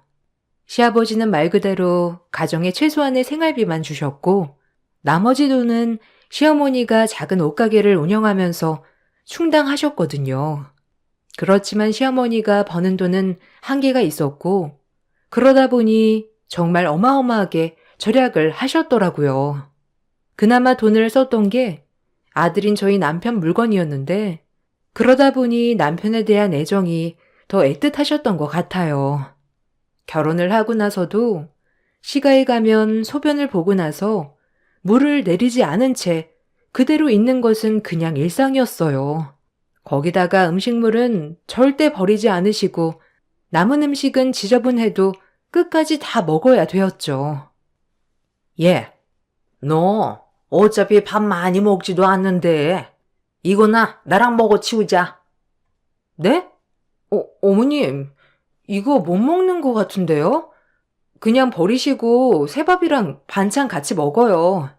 저도 남편이랑 새반찬 먹고 싶어요. 너는 없이 자란 애가? 아, 왜 이렇게 아낄 줄을 모르니? 이것도 다 돈인데 너랑 나랑 먹어 치워야지. 어떻게 버릴 생각을 해? 얘 준호야, 얘 집에서도 그러니? 아낄 줄을 모르네. 아유, 못 사는 친정이라 제법 아낄 줄 알겠다 싶었더니만 너 준호가 번 돈 네가 다 쓰고 다니는 거 아니냐? 어머님, 저도 일하고 있어요. 거기다가 이건 아끼지 못하는 게 아니고. 어머, 얘 좀 봐라 준호야. 또 나한테 뭐라고 한다. 아유, 무서워가지고 무슨 말이나 하겠니? 준호야, 얘 진짜 무섭다. 그지? 지영씨, 이제 그만해. 그거 그냥 내가 먹을 테니까 당신은 여기 앉아서 이거 먹어. 그럼 됐지? 아유, 준우야, 네가 왜 이런 걸 먹어? 그냥 새밥 먹어. 이거 뒀다가 엄마가 먹을게. 밖에서 고생하는 남편 위할 줄도 모르고 너 정말 대단하다. 아유, 엄마, 그만하고 앉아서 밥 드세요. 지영이가 뭘 몰라서 그래. 시어머니는 매번 제가 못 사는 집에서 자랐다며 무시하기 일쑤였어요. 거기다가 못 사는 집에서 자라서 이런 음식들도 거부감 없이 먹을 거라고 생각하셨나 보더라고요. 저도 처음에는 시가에 가서 밥을 먹기도 했지만 매번 남은 음식은 저한테 주시는 바람에 그 뒤로는 시가로 가는 발걸음을 줄였답니다. 점점 시어머니와 마주하는 일이 더욱 줄어들게 되면서 남편은 그런 저에게 화가 났었나 보더라고요. 역시나 저희는 또 크게 싸우게 되었어요. 당신 정말 왜 그러는 거야? 엄마가 그냥 그렇게 해도 좋게 넘어가면 안 돼? 꼭 굳이 그 앞에서 면박을 줘야 하겠냐고. 엄마가 힘들게 나 키웠다고 했잖아. 이미 충분히 말을 했는데 어떻게 그걸 한번 이해해주지 않는 거야? 여보, 나도 우리 엄마가 힘들게 키웠어. 근데 아무리 그래도 다 말라붙은 밥 주면서 먹으라고 하진 않으셨어. 아니, 당신은 새밥, 새 반찬 먹는데 왜 나는 눌러붙은 오래된 밥을 먹어야 하는 건데? 그것부터가 말도 안 되는 거 아니야? 엄마는 원래 그렇게 살아오셔서 그런 거잖아. 좀 당신이 이해를 좀 해주면 안 돼? 엄마가 나쁜 마음으로 그러셨겠어? 아끼자는 마음으로 그런 건데 왜 자꾸 피하고 싫어하는 건데? 당신이야말로 아무런 노력도 하지 않는 것 같아. 역시 보고 배운 게 없으니 남편 대우하는 걸 못 배운 건가? 뭐? 당신 무슨 말을 그런 식으로 해? 지금 우리 집 가지고 말하는 거야? 그래. 다른 사람들은 하다못해 앞에서라도 잘 지내보려고 노력해. 근데 당신은 뭐야? 하나도 노력하지 않잖아. 거기다가 나한테 이렇게 따지는 건 남편 대우를 하나도 못하는 거 아니야?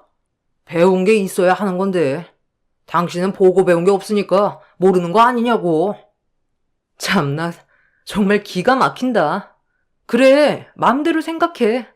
근데 우리 집 모욕하는 건 참지 못하겠거든? 사과해. 사과? 내가 뭘 잘못했다고 사과야? 당신은 진짜 당신이 정당하다고 생각하는 거야? 착각하지 마. 이날을 시작으로 남편과의 냉전은 계속되었답니다. 시어머니는 남편과 싸운 걸 아시고 매일 저녁마다 남편에게 오라며 불러내기 시작하셨습니다. 남편 또한 그런 시어머니의 호출에 점점 집에서 나가는 날이 많아지더니 매일 퇴근을 시가로 하기 시작했어요. 시가에서 저녁까지 다 먹고 시아버지가 집에 오기 전에 저희 집으로 다시 돌아오곤 했습니다. 남편과의 냉전이 한 달이 넘어서면서 저는 고민을 하기 시작했어요. 남편은 결혼을 하고 나서부터 친정 엄마에게도 잘 가지 않았고 명절 때도 잔업이 있다며 친정 가기 전에 나가버렸었거든요. 이런저런 생각을 해보니 더 이상의 결혼을 유지하는 것이 맞을까 고민을 많이 했답니다. 그러던 중 시어머니가 처음으로 저에게 전화를 걸어왔어요. 얘, 너 뭐하니? 준호랑 아직도 화해 안 했다며? 에이그, 이럴 때는 여자가 살랑살랑 달래줄 줄도 알아야지. 내가 너네 화해할 수 있게 도와줄 테니까 여기로 좀 와. 네? 아니에요. 준호 씨랑 그냥 나중에 얘기해 볼게요. 이것 봐. 그냥 오라면 좀 와. 준호도 온다고 하니까. 여기가 어디냐면 우리 아파트 옆에 공터 있지? 거기서 장터가 열린다더라. 구경거리 많다고 하니까 여기서 밥도 먹고 하면서 풀어보자. 이따 3시까지 오렴. 시모는 뭔가 신이 난 목소리로 일일 장터로 오라고 연락을 해 오셨답니다. 저는 의아했지만 계속 이렇게 지내는 것도 아닌 것 같아서 시어머니가 부른 장터로 향하게 되었습니다. 가보니 남편은 시어머니와 이미 와 있더라고요. 시어머니는 저를 발견하고 신이 난 얼굴로 제 팔을 끌고 가셨습니다. 처음 있었던 행동이 당황스러웠지만 왜 그러는 건지 얼마 지나지 않아 밝혀졌죠. 그 장터에는 엄마가 채소들을 팔고 계셨습니다. 엄마는 저와 시모 남편을 보고 깜짝 놀라셨어요. 시모는 그 앞에서 신이 난 얼굴로 이야기를 했죠. 어머, 사돈. 아니 여기에서 상추 팔고 있어요? 아유, 그거 판다고 얼마나 벌어? 아유, 안사돈. 여기까지 어떻게 오셨어요? 우리 사이랑 딸도 왔네. 이번에 오랜만에 여기 장터 연다고 해서 나한테 와달라고 부탁하셔서 왔어, 딸. 어머, 엄마 있을 줄이야. 생각을 못했네. 어떻게 많이 좀 파셨어요? 내가 좀 도와줄까? 아유, 아니야. 그냥 쉬엄쉬엄 재미삼아 파는 거지. 아이고, 재미삼아 팔면 어째요? 이거 팔아야 쌀이라도 사서 먹지. 사돈, 내가 여기 상추 다 사줄게. 얼마야? 그러지 않으셔도 돼요. 진짜로 오늘은 여기 주최한 곳에서 간곡히 부탁하셔서 참석한 거예요. 에이, 사돈. 나 상추랑 채소들 이것저것 가져갈게. 이 정도면 얼마야? 아, 그럼 이 정도는 4만 원 되겠네요. 여기 수익금은 다 기부하니까 저기 놔주시면 돼요. 기부? 아니 사돈한테 주는 게 기부지. 원래 못 사는 사람 돕고 사는 게 기부잖아. 사돈, 돈 10,000원도 없지? 잔돈도 없을 테니까 남은 건 그냥 가져요. 아니 내가 조금 더 사야 하나? 사돈, 나 여기 있는 거 다 살 수 있다니까. 어렵게 생각하지 말고 그냥 팔았다고 생각해요. 아니에요. 오늘은 진짜 파는 게 아니라 에이, 그냥 받으라니까. 시모는 웃는 얼굴로 엄마에게 5만 원을 던졌습니다. 그 모습을 보고 저는 속에서 끓어오르는 화를 주체할 수 없었어요. 그렇지만 엄마 앞에서 화를 낼 수가 없어 겨우 참고 있었는데 남편이 여기에 거들어 이야기하는 걸 듣고 빵 터지고 말았습니다. 하하, 어머님, 그래요. 잔돈 주지 마시고 그걸로 생활비 보태세요. 뭐? 당신 뭘 어떻게 하라고? 지금 말 선 넘었어. 내가 뭘? 그냥 농담한 거 가지고. 어머님 그래도 여기까지 오시다니. 저희 집 이쪽인 건 모르셨나 보네. 야, 우리 아들이 뭘 어떻게 말했다고 그러니? 참나. 사돈네 동네에 와서 창피하게 채소 장사하는 것도 참는데 이 정도 말은 할 수 있는 거 아니니? 안 그래요, 사돈? 시모는 얄미운 얼굴로 엄마에게 물었고 저는 당장이라도 폭발해버릴 것 같았어요. 다른 사람도 아니고 엄마를 무시하는 행동에는 참을 수가 없었답니다. 소리를 지를까 아니면 시모와 남편을 데리고 나가야 하나 생각을 하고 있었는데 그런 저의 모습을 보고 엄마는 오히려 웃으면서 저를 다독이고 말씀하셨어요. 어머, 사돈. 저는 사돈 형편이 어려운 줄 알았는데 아니었나 봐. 그럴 줄 알았으면 받을 돈 어떻게든 받을 걸 그랬네요. 뭐라고? 아니, 뭐라고 하는 거예요? 아니, 난 하도 떵떵거리길래 잘 사는 줄 알았지. 그리고 여기 보는 눈도 없네. 여기 파는 게 아니라 기부하는 장터라고. 눈이 없어요? 뭐라는 거야? 사돈, 지금 나한테 하는 말이에요? 그래요. 그렇게 잘 사는데 내 상가 월세는 왜 안 내는 거야? 사돈은 돈 500도 없는 거지야? 상가? 월세? 아니, 상가 월세라니. 아니, 어떻게 그걸? 사정이 다 간 것 같아 봐줬더니만 안 되겠네. 바로 받아야 되겠어요. 나 당신 가게 상가 건물주야. 오늘까지 밀린 월세 해결하지 않으면 소송 걸 거니까 그렇게 알아요. 시모는 엄마의 말에 당황한 듯 보였어요. 옆에 있던 남편은 어리둥절한 표정으로 시모를 바라봤고 시모는 남편을 끌고 가버렸죠. 엄마는 그제서야 저의 손을 잡으며 떨린 마음을 진정하셨어요. 티는 안 났지만 처음 엄마가 제대로 따져봤던 것이라 속에서는 두근두근 떨렸다고 하시더라고요. 그렇지만 딸을 무시하고 자신을 무시하는 시모의 태도에 참을 수 없었다며 이야기를 하셨어요. 장터가 끝나고 엄마와 밥을 먹으면서 나눈 이야기는 놀라웠습니다. 엄마는 채소들을 직접 키우고 판 것만 한 것은 아니셨어요. 아빠가 돌아가시고 나서 남기신 보험금으로 엄마는 지방에 작은 땅을 사셨답니다. 그곳에서 농사를 지으면서 채소들을 기르고 기른 채소들을 장터에 나가 파셨던 것인데요.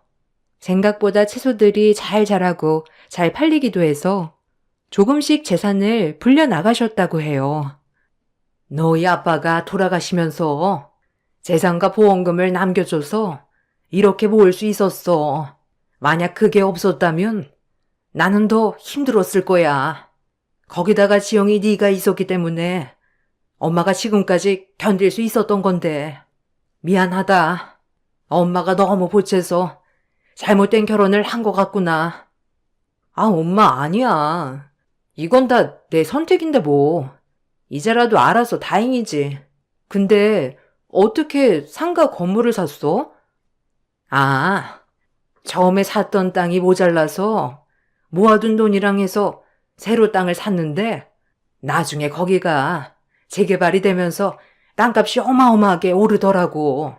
어차피 나는 농사를 지을 땅을 찾고 있어서 바로 처분을 했는데 생각보다 금액이 컸어.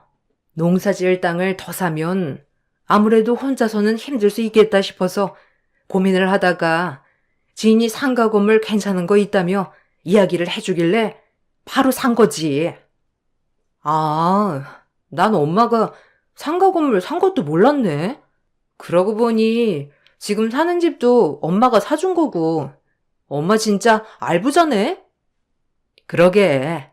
남편 없이 살면 찢어지게 가난하게 살 줄 알았는데, 네 아빠가 그래도 길을 잘 터주고 가서 엄마가 덜 고생이지 뭐.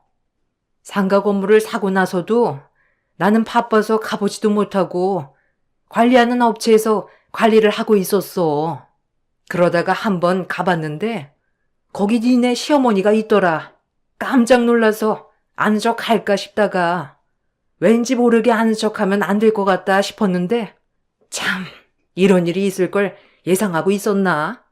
암튼 관리업체에서 사돈이 6개월 정도 월세를 미납했다고 해서 그냥 조금 기다려보자고 했던 상황이었지. 아, 그렇구나. 아니, 근데 월세를 그렇게나 밀렸어? 그러게나 말이다. 너 결혼할 때도 자기네는 너 말고도 떵떵거리는 집안 여식 데리고 올 수 있다며 자신만만 하더니 알고 보니 전혀 아니었어. 그때는 우리보다 훨씬 좋은 집안이라 생각도 들었고 거기다가 준호가 너무 싹싹하고 밝아서 좋은 집안에서 자랐다고 생각을 했었지. 아휴, 내가 정말 사람 보는 눈이 없었다. 엄마, 내 눈은 엄마 닮았나 보다. 엄마, 자책하지 마. 그래도 엄마가 그렇게 해준 덕분에 나 죽었던 기가 쭉 살아났어. 엄마는 왠지 자신이 시모를 만나 단판을 한 것 때문에 결혼을 한 것 같다며 미안해 하셨습니다. 그렇지만 저는 엄마가 오히려 고마웠어요. 아빠가 돌아가시고 나서도 남긴 돈으로 평생 편하게 사실 수 있었지만 오로지 저를 위해서 돈을 모으고 계셨던 것이거든요. 엄마가 건물주라는 사실이 밝혀지게 되면서 시모의 태도는 180도 바뀌었답니다. 매일같이 시모는 엄마를 찾아와 사과를 했어요.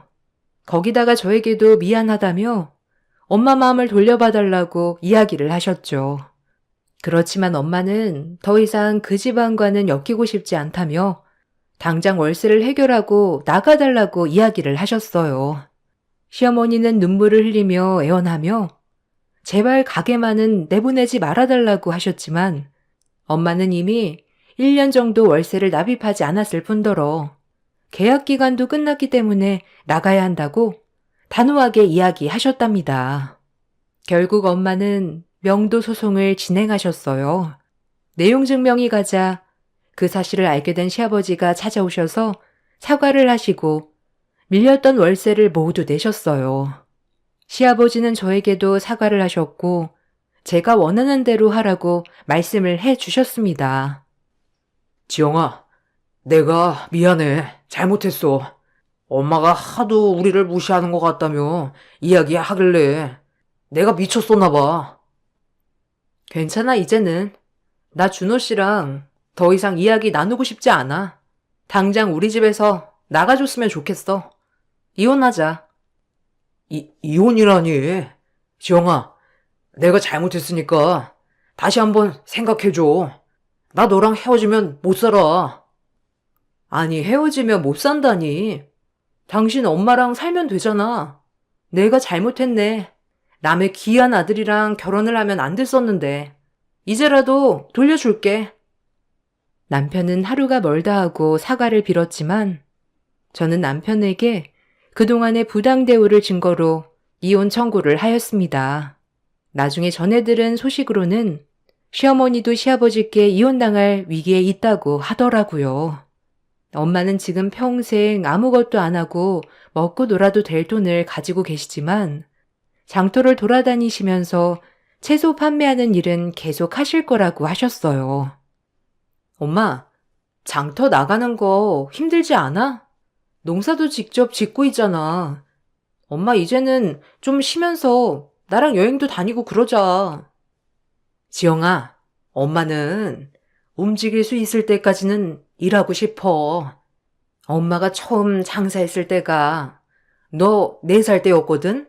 그 어린아이를 장터 구석에 가만히 앉혀두고 정신없이 채소 팔고 있으면 찾아오는 손님들부터 옆가게 언니들까지 다 널 돌봐주었어.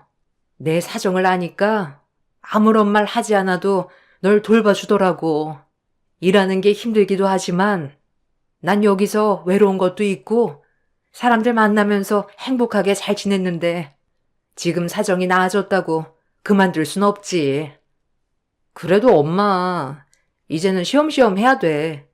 건강도 생각하고 아빠가 엄마 고생하는 거 보면 마음 아파하실 거야. 그러게, 아빠 덕분에 이렇게 큰 돈도 벌 수 있었네. 이젠 농사는 어려울 것 같고 저번처럼 기부장터는 참석하려고. 그건 괜찮지? 엄마는 장터가 자신의 힘든 삶을 위로받는 공간이라며 되도록이면 일을 계속 하고 싶다고 하셨어요. 끝까지 말리지 못했지만 장터에 나가면서 만나는 사람들과 잘 지내는 엄마를 보면서 어쩌면 아빠의 그리움과 빈자리를 그렇게 채우시는 게 아닐까 싶은 생각에 엄마의 선택을 묵묵히 존중해 드리려고요. 제 긴 이야기 들어주셔서 정말 감사합니다. 안녕하세요. 결혼 8년 차에 접어든 유부녀입니다. 올라오는 많은 사연들을 접하면서 기가 막히기도 하고 속이 상하기도 했는데요. 곰곰이 생각해보니 제 사연도 여기에 올라올 만한 일이지 않을까 싶어 이렇게 사연을 전해봅니다. 결혼을 하면서 다른 것은 어렵지 않았지만 한 가지 걸리는 것이라면 바로 시어머니의 태도입니다. 앞뒤가 다른 사람이라고 하죠. 저는 시어머니의 민낯을 본 최초의 사람이 아닐까 생각이 들 정도였는데요. 지금까지도 정신을 못 차리는 시어머니를 보며 답답한 마음에 글을 쓰게 되었습니다. 남편과 저는 같은 대학에서 만나 연애를 시작했어요. 남편은 타지에서 생활을 하다가 다른 지역으로 대학을 온 상황이었죠. 그때 당시만 하더라도 가족과 교류가 많지 않았고 남편 역시 가족에 대한 이야기를 많이 하지 않았어요. 방학이 되어서도 집에 내려가지 않고 저와 같이 아르바이트를 하면서 지냈고 연애를 할 때도 가족들과 통화를 하는 것을 한 번도 본 적이 없었답니다. 그러다 보니 저 역시 남편의 가족에 대한 관심을 많이 갖지는 않았었는데요. 그렇게 무려 10년 동안의 연애를 하게 되었어요. 중간중간 남편은 저희 가족을 보기는 했지만 저는 남편의 가족을 보지는 못했었어요.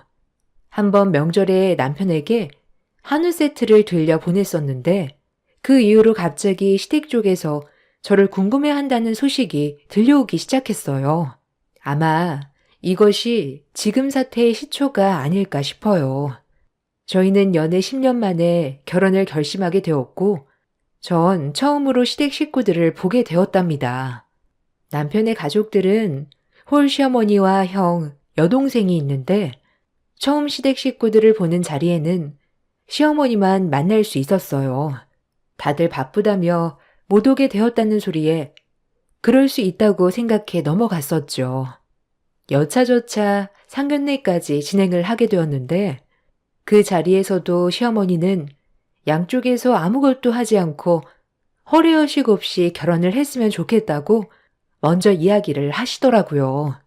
남편의 직업을 봤을 때에는 시어머니께서 약간 욕심을 내실 수도 있겠다 생각을 했었는데 그런 거 없이 먼저 아무것도 주고받지 않고 결혼식을 올리자는 말을 듣고 괜찮은 분이시구나 생각을 했었어요. 이때 시어머니의 속셈을 알고 있었다면 지금의 고민은 없을 거라 생각을 해요. 결혼 후 시어머니는 원래 살고 계시던 지역에서 사셨고 저희 역시 다른 지역에서 거주를 했기 때문에 시어머니와 따로 만나거나 마주칠 일이 거의 없었어요. 남편의 형과 여동생도 명절이 아니고서야 볼 일이 거의 없었고 남편도 가족들과 교류를 활발하게 하는 편이 아니었기 때문에 무려 결혼 5년 차까지 별탈 없이 흘러가고 있었답니다.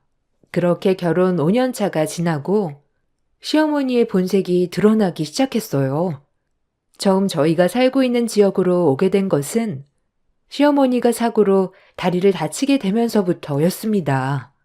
시어머니는 본인이 거주하고 있는 지역에는 믿을 만한 의사가 없다며 저희가 있는 지역에서 살면서 당분간 치료를 받고 싶다고 이야기를 하셨어요.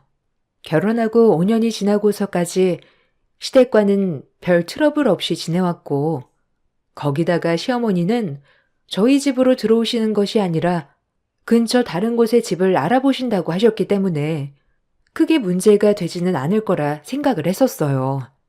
남편과 상의를 해보니 남편은 뭔가 똘똘한 느낌이더라고요. 굳이 여기까지 와야 하겠냐는 남편의 말에 그때는 오히려 시어머니가 안쓰러운 생각이 들기도 했어요. 생각해보면 남편은 명절을 제외하고는 시어머니와 연락을 전혀 하고 있지 않는 것 같더라고요. 거기다가 시아주버님과 아가씨 역시 시어머님과 자주 만나는 건 아니었었거든요. 아무래도 가족들과도 멀리 떨어져 살고 있는데 아프기까지 하니 외로운 생각이 들어서 그러실 수 있겠다 생각이 들어서 저는 어머님의 말에 동의를 했어요.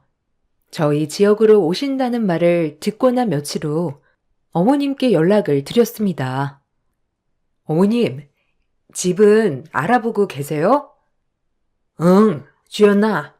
너희 집 근처로 알아보려고 하니까 생각보다 많지 않네. 여기서 그냥 왔다 갔다 하면서 치료를 받아야 할까 싶기도 하고. 네? 거기서요? 어머님, 거기서 여기까지 차로만 1시간 넘게 걸리는데 다친 발로는 무리세요. 그렇긴 하지만 그래도 집이 구해지질 않네. 나중에 매물이 나오면 그때 갈까 싶다. 안 그래도 몸도 안 좋으신데 괜찮으시겠어요? 지금 바로 치료를 받아야 하시는 거 아니에요? 아니야, 괜찮을 거야. 어쩔 수 없지. 지낼 곳이 없는데 막무가내로 갈 수도 없고.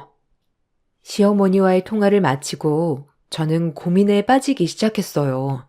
사고로 인해 시어머니의 다리 상태는 좋지 않았었거든요.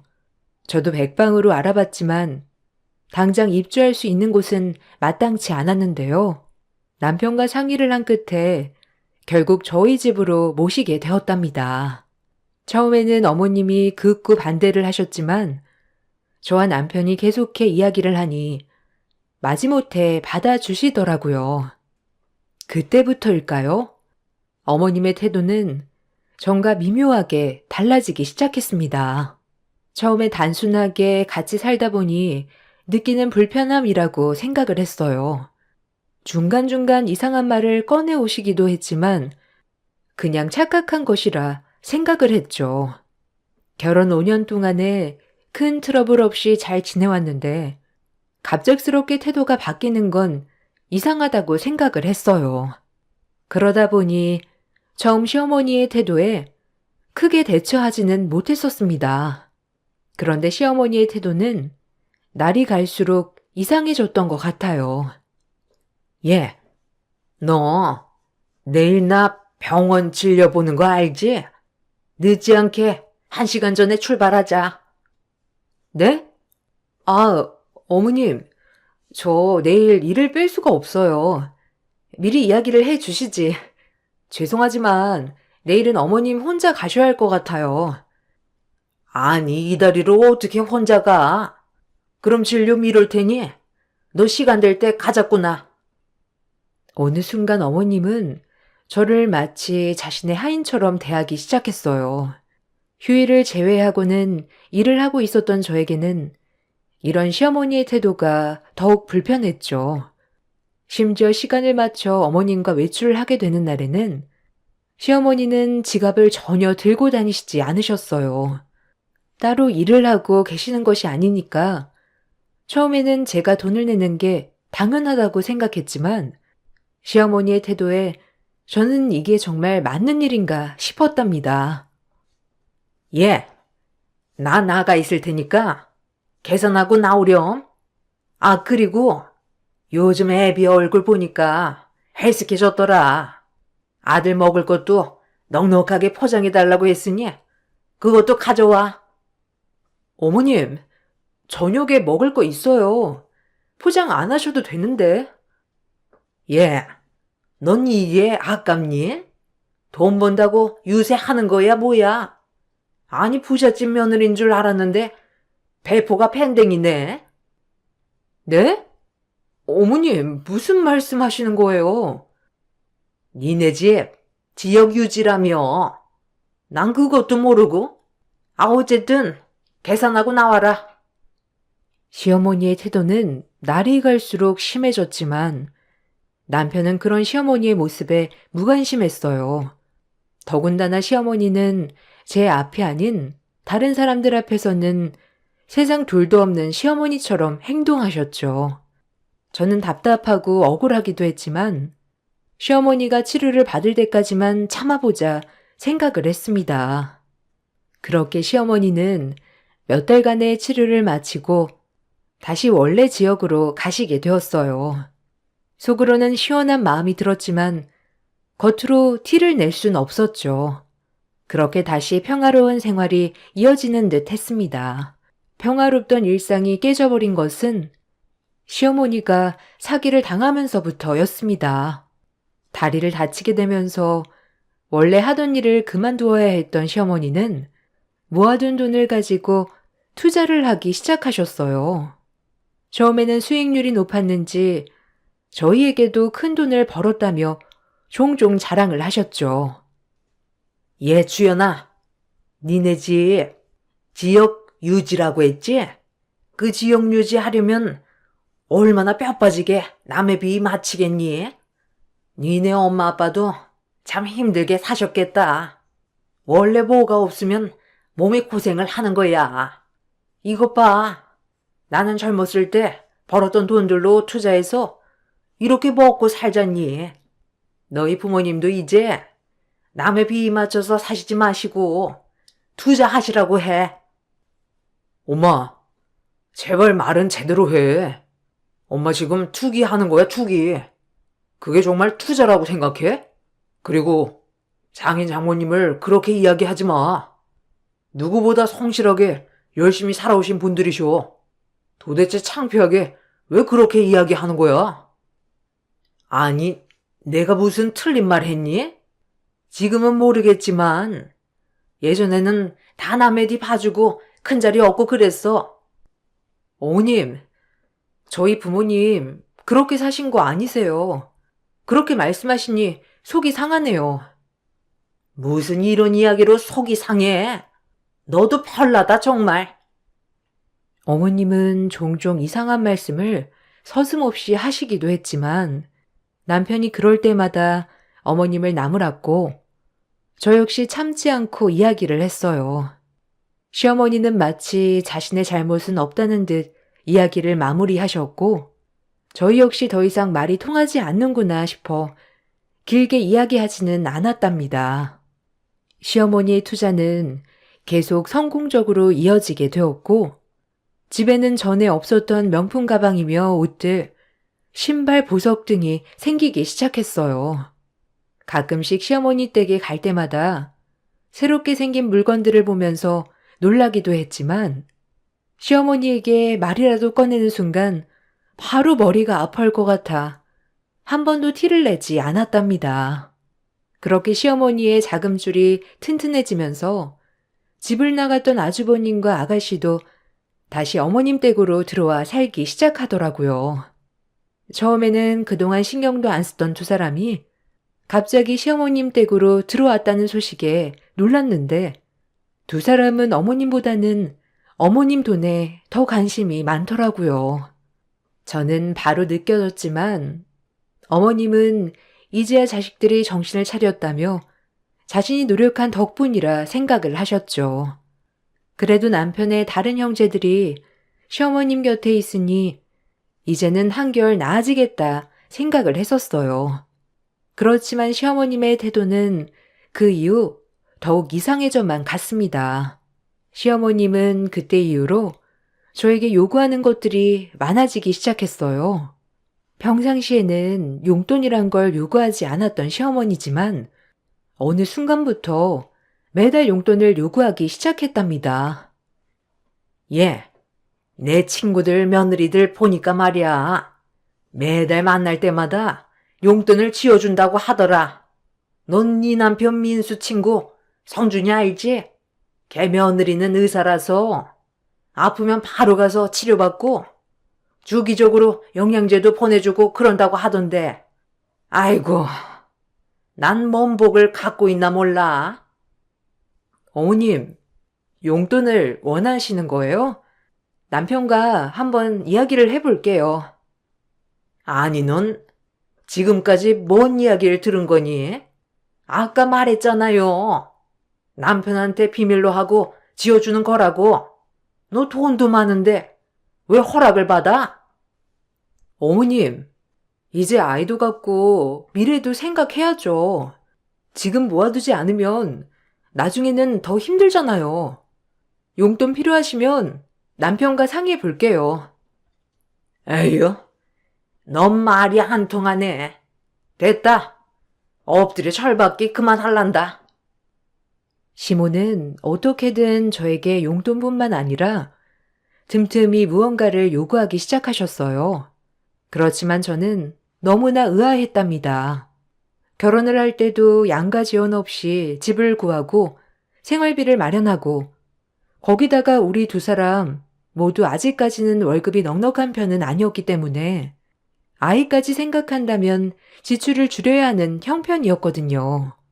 그런데 어느 순간부터 시어머니의 계속되는 금전적 요구로 점점 의문은 커지기 시작했답니다. 시어머니에 대한 의문이 커지면서 저는 점점 시어머니께 단호하게 이야기를 하게 되었어요. 문제는 시어머니뿐만 아니라 시아주버님과 아가씨도 함께 저에게 무언가를 요구하기 시작했다는 것이었어요.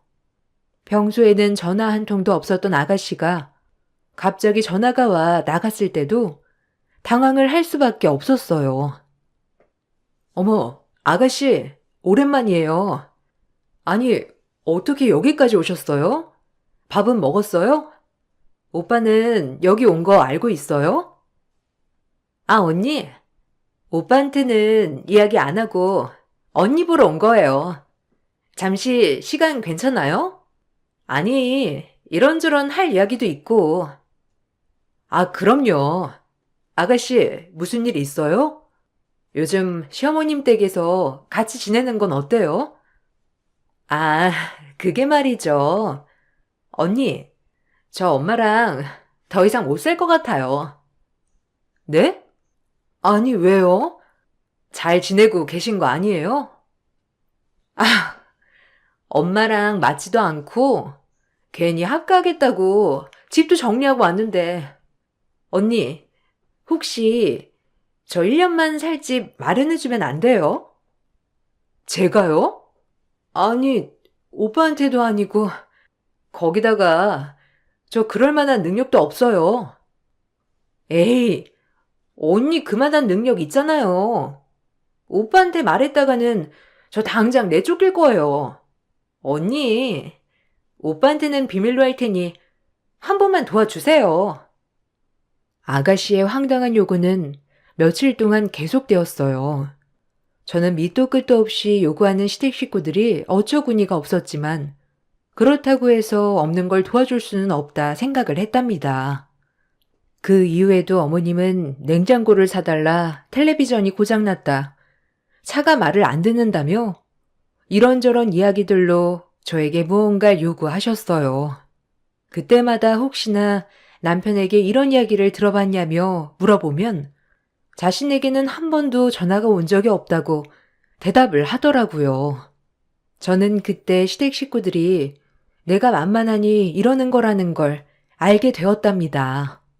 더 이상은 참을 수 없다 생각이 들어 남편에게 그동안의 이야기를 모두 털어놓았고 남편은 크게 분노하여 그 길로 시댁에 찾아갔습니다. 시댁 식구들에게 엄포를 두고 돌아온 남편은 이제는 시댁 식구들과 연락도 하지 말라며 핸드폰도 모두 차단을 해 주었어요. 그렇게 얼마간의 시간이 지나고 시댁에 큰일이 생기면서 다시 제자리로 돌아오게 되었습니다. 바로 시어머니의 투자가 사기로 인해서 모든 것을 날려버리고 만 것이죠. 시어머니는 과도한 투자로 인해서 가지고 있던 재산들을 모두 날리게 되었고 시어머니, 아주버님, 아가씨 모두 길바닥에 나앉게 생겨버렸습니다. 남편과 저는 고민을 하다가 어쩔 수 없이 시댁 식구들을 당분간 받아주기로 했어요. 집으로 들어온 시댁 식구들은 며칠 동안 기가 죽은 듯이 조용히 지냈습니다. 조용히 지내는 시간은 단 며칠도 되지 않았지만요. 한 달이 지나고 나서 시댁 식구들은 집을 구할 생각이 없는지 집을 알아보지도 않고 있었어요. 남편도 그때 당시 일로 이른 새벽부터 자정까지 바빴기 때문에 집안일에 신경을 전혀 쓰지 못하는 상황이었죠. 그러다 보니 집에서 자주 마주쳐야 하는 건 저였어요. 남편 없이 시어머님과 아주버님, 아가씨와 저녁을 먹던 자리에서 시어머님은 당당하게 방을 바꿀 것을 요구했습니다. 예, 너 이제 나랑 방 바꿔야 하지 않겠니? 생각해보니 내가 우더른인데 어떻게 작은 방에서 지내게 할 생각을 하니? 제대로 된 며느리라면 이런 생각 없이 먼저 방을 바꿔줬을 텐데. 네가 생각이 없는 건 알았지만 이 정도일 줄은 몰랐다. 원래 어른이 오시면 큰 방을 내어드리는 거야. 이제 우린 여기서 살아야 할 것 같으니 니네가 작은 방에서 생활하렴. 집은 뭐 바꿀 건 없으니까 내일 당장 정리하자. 어머님, 그럴 수 없어요. 어머님, 집을 구해서 나가기로 하신 거 아니에요? 나중에 나가실 때 생각하면 그냥 이렇게 지내시다가 가시는 게 나아요. 아니, 언니. 아니, 무슨 말을 그렇게 예의 없이 해요? 아니, 우리 엄마가 틀린 말 한 것도 아니고 언니네 엄마라도 그렇게 이야기하셨겠어요? 그래, 재수씨. 그러게 안 봤는데 너무하네요. 역시 있는 집 자식은 다른가? 우리가 사기 좀 당했다고 무시하는 거야, 뭐야? 아니에요, 아주버님. 무시하는 게 아니라. 어머, 얘들아. 주연이 좀 봐라. 눈 똑바로 뜨고 나한테 대드는 거 너희도 봤지? 예전부터 이러더라. 내가 뭔 말을 하면 아니라고만 하고 온통 내 말만을 무시하니 이렇게 참아주는 시어머니가 어디 있다고. 내가 제명에 못 살겠다, 정말. 엄마, 신경 쓰지 마. 언니, 엄마 좀 잘 챙겨요. 다른 사람이 보면 언니 욕해요. 아가씨, 내가 뭘 했다고 그래요? 너무한 건 어머님이세요. 아니, 재수씨, 너무하네. 원래 이런 사람이었어요? 엄마가 뭘 그렇게 잘못했다고 그런 태도예요?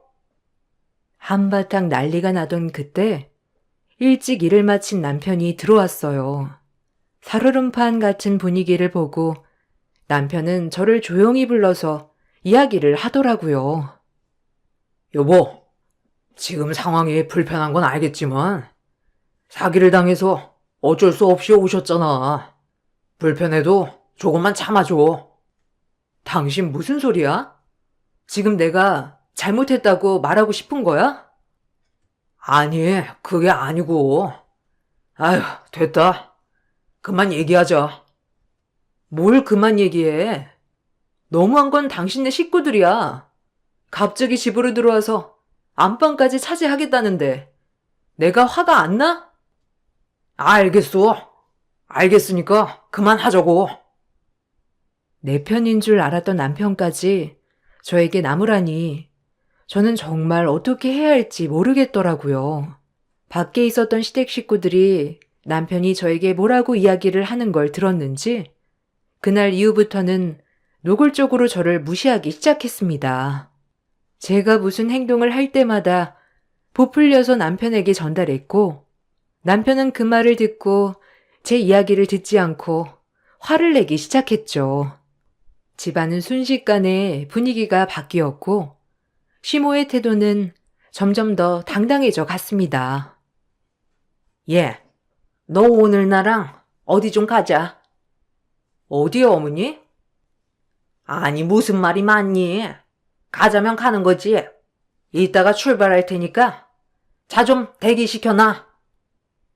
시모는 점점 저를 막대하기 시작했습니다.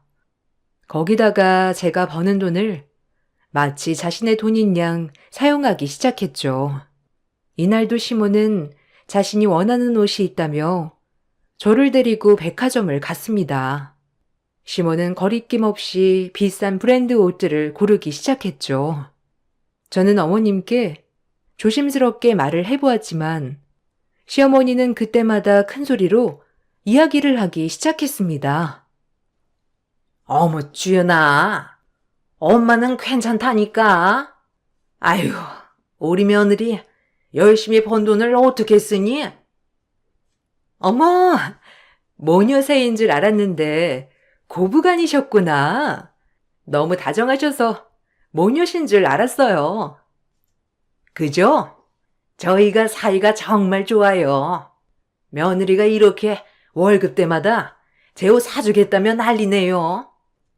어머, 행복하시겠다. 마음에 드시는 거 한번 입어보세요. 이렇게 시모는 저에게는 막대하면서 다른 사람들 앞에서는 저를 추켜 세우며 제가 피하지 못하도록 했습니다.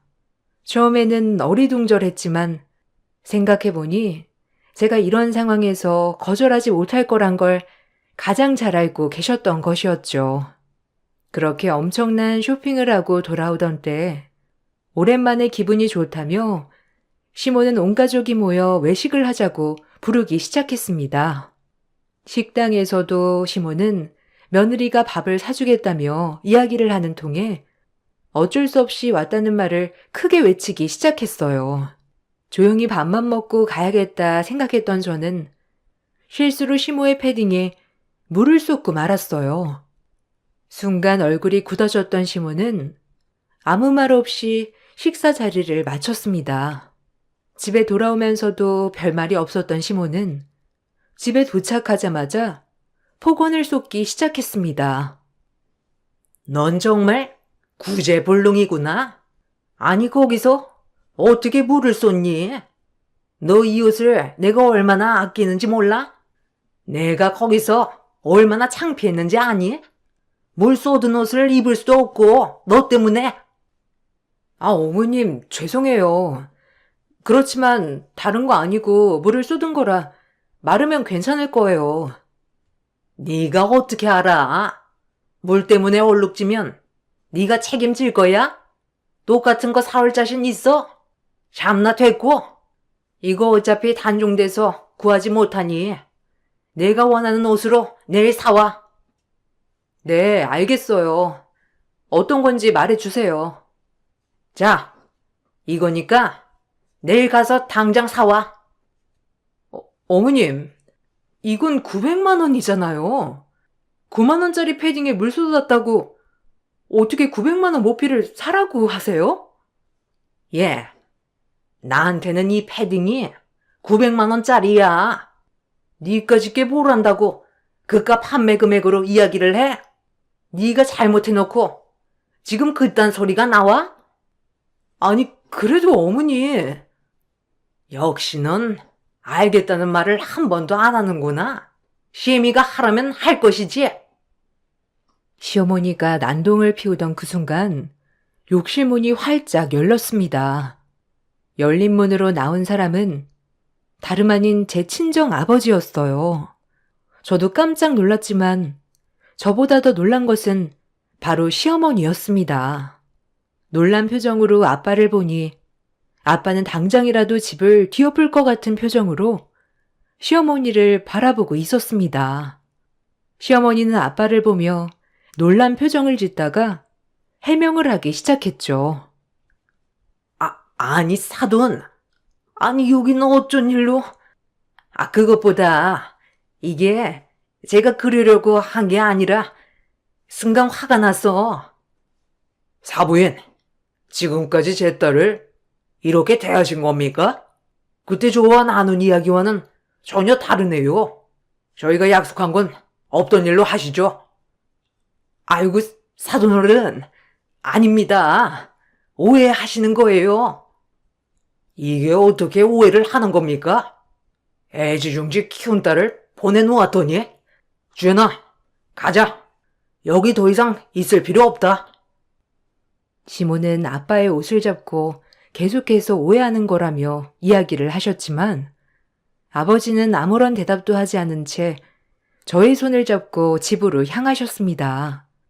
계속해서 시어머니와 시댁 식구들의 전화가 빗발쳤고 남편은 바로 친정으로 왔습니다. 집에 오고 나서도 아무런 이야기를 하지 않으셨던 아버지는 남편이 도착하고 나서 저희 둘을 앉히고 이야기를 해 주셨습니다. 아버지께서 하신 이야기는 정말 놀라웠죠. 사실 몇 년 전 사부인께서 나를 찾아온 적이 있었다. 사부인은 지금 당장 집을 빼야 하는 상황이지만 금전적인 여유가 되지 않아서 너희와 합가를 해야 할 것 같다며 이야기를 했단다. 그때 난 하나밖에 없는 외동딸이 시어머니와 함께 살다 보면 불편하진 않을까 싶어 사부인에게 1억을 빌려주었지. 그 후로 사부인은 몇 번 나와 너희 엄마를 찾아와 하소연을 하면서 자금을 지원해 주길 바랬다. 난 주연이 네가 행복하고 안정적으로 살 거라 생각을 하고 빌려준 것이었지만 이런 취급을 받고 있을 줄이야. 아버님, 죄송합니다. 다 제 불찰입니다. 상황이 그래서 어쩔 수 없는 일이라 생각하고 신경 쓰지 않았습니다. 정말 죄송합니다. 자네, 미안하지만 주연이와 헤어져 주게. 그리고 사돈과 이야기를 했던 자금은 앞으로 더 이상은 없을 걸세. 아버님, 그럴 수 없어요. 주연이와는 헤어질 수 없습니다. 용서해 주세요. 내 생명보다 더 소중히 키웠던 딸이야. 결혼을 할 때도 자네에게 이야기하지 않았나? 다른 것보다 내 딸 편이 되어주라고. 주연이가 그 모진 일을 당할 때 자네는 어디서 무얼 하고 있었나? 겨우 불을 쏟은 것으로 온갖 멸시와 무시를 당했는데 그런 집안에 어떻게 다시 내 딸을 보내라는 건가? 자네 딸이었으면 그렇게 할 수 있겠나? 더 이상 자네와도 이야기를 하고 싶지 않네. 이만 돌아가.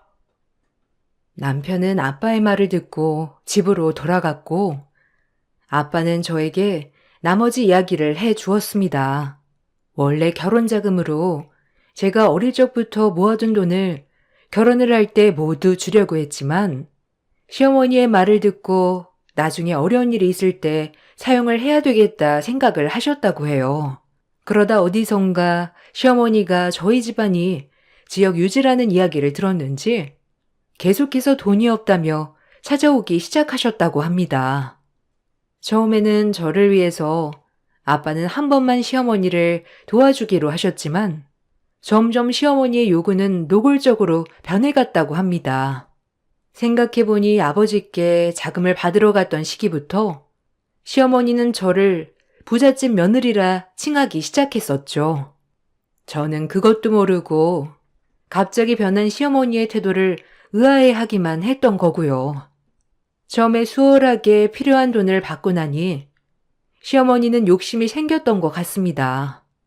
그래서 나를 힘들게 하면 친정 식구들이 마음이 약해져 자신에게 더 자금을 줄 것이라는 어이없는 생각을 했던 것이죠. 아빠 역시 시어머니의 욕심을 아셨기 때문에 도와주지 않으면 그 피해가 저에게 갈 것이라 예상을 했다고 합니다. 그렇지만 이렇게까지 저에게 막말을 퍼붓고 있을 거란 생각을 전혀 하지 못했는데 바로 그날 직면을 하게 되었던 것입니다. 아빠는 이날 일 전에도 시어머니가 찾아오셨다고 이야기를 하셨어요. 그날도 시어머니는 어쩔 수 없이 저희 집에서 다 같이 지내고 있는다며 돈이 없어 이사를 갈 수가 없다는 이야기로 아빠에게 말을 꺼내 오셨다고 해요. 고민을 하던 아빠는 시어머니가 필요한 금액을 빌려주고 이번이 마지막이라는 말을 직접 하기 위해서 저희 집까지 찾아오게 되신 거였습니다. 집으로 찾아갔더니 아무도 나오지 않아 남편에게 연락을 하고 집에 들어가 화장실을 갔었던 것이죠. 이런 상황을 전혀 알지 못했던 시어머니는 평소와 다름없이 집에 와 저에게 폭언을 하며 과도한 요구를 했던 것입니다. 어쨌든 그날 시어머니는 놀라 쓰러지면서 그 충격에 입이 돌아가 병원으로 실려가게 되었다고 합니다. 시댁 식구들 모두 저에게 냉정하다며 문자를 보내오기도 했습니다. 그 메시지를 보고 더 이상 이 사람들과 함께해서는 안 된다는 걸 다짐하게 되었어요. 냉정하게 더 이상의 지원은 없을 것이라 메시지를 보내고 난 후 정리를 했어요. 그 이후 시어머니는 계속해서 저와 저희 부모님께 연락을 해왔지만 한 번도 받아주지 않았습니다. 어떤 날은 폭언이 가득 담긴 메시지를 보냈다가 어떤 날은 자신의 잘못을 용서해달라는 메시지를 보내오고 있습니다. 그렇지만 시어머니와 시댁 식구들의 연락은 그날 이후로 답하지 않고 있어요. 거기다가 아버지는 지금까지 시어머니께 빌려준 자금에 대한 자료를 준비해 청구를 진행하셨습니다. 민사로 진행된 사건은 결국 배상 판결이 났고 시어머니는 이 돈을 갚기 위해 밤낮 없이 일을 하고 있다고 하네요.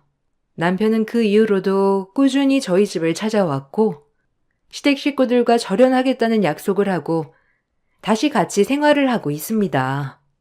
처음에는 남편이 자신의 어머님의 빚을 갚겠다고 이야기를 했지만 아버지는 원하지 않으셨습니다. 처음 시어머니와 약속한 건 역시 시어머니 당신이 직접 돈을 갚는 것이었기 때문에 아빠는 모든 돈을 다 갚을 때까지 시어머니를 용서할 수 없을 것이라고 말씀하셨죠. 지금 생각해보면 결혼 후 처음 5년이라는 시간 동안에는 시어머니가 저희 집안에 대해서 잘 모르고 있었기 때문에 본래 속내를 알지 못했던 거라 생각이 든답니다. 만약 처음부터 결혼하기 전에 저희 집에 대해서 알았다면 시어머니는 그때부터 본색을 드러냈을지도 모르겠다 생각이 들었네요. 아마 서로 다른 지역에서 살았으니 각자의 상황을 잘 모르기 때문에 5년이란 세월이 지나고 나서야 알았던 것이겠죠. 지금은 평온한 생활을 보내고 있습니다. 남편과의 관계도 점점 회복하고 있어요. 사람의 본색이라는 건 누구도 알 수 없는 것이라고 하지만 이렇게 무서운 것도 있다는 걸 알게 되었습니다. 저의 이야기를 끝까지 들어주셔서 감사합니다.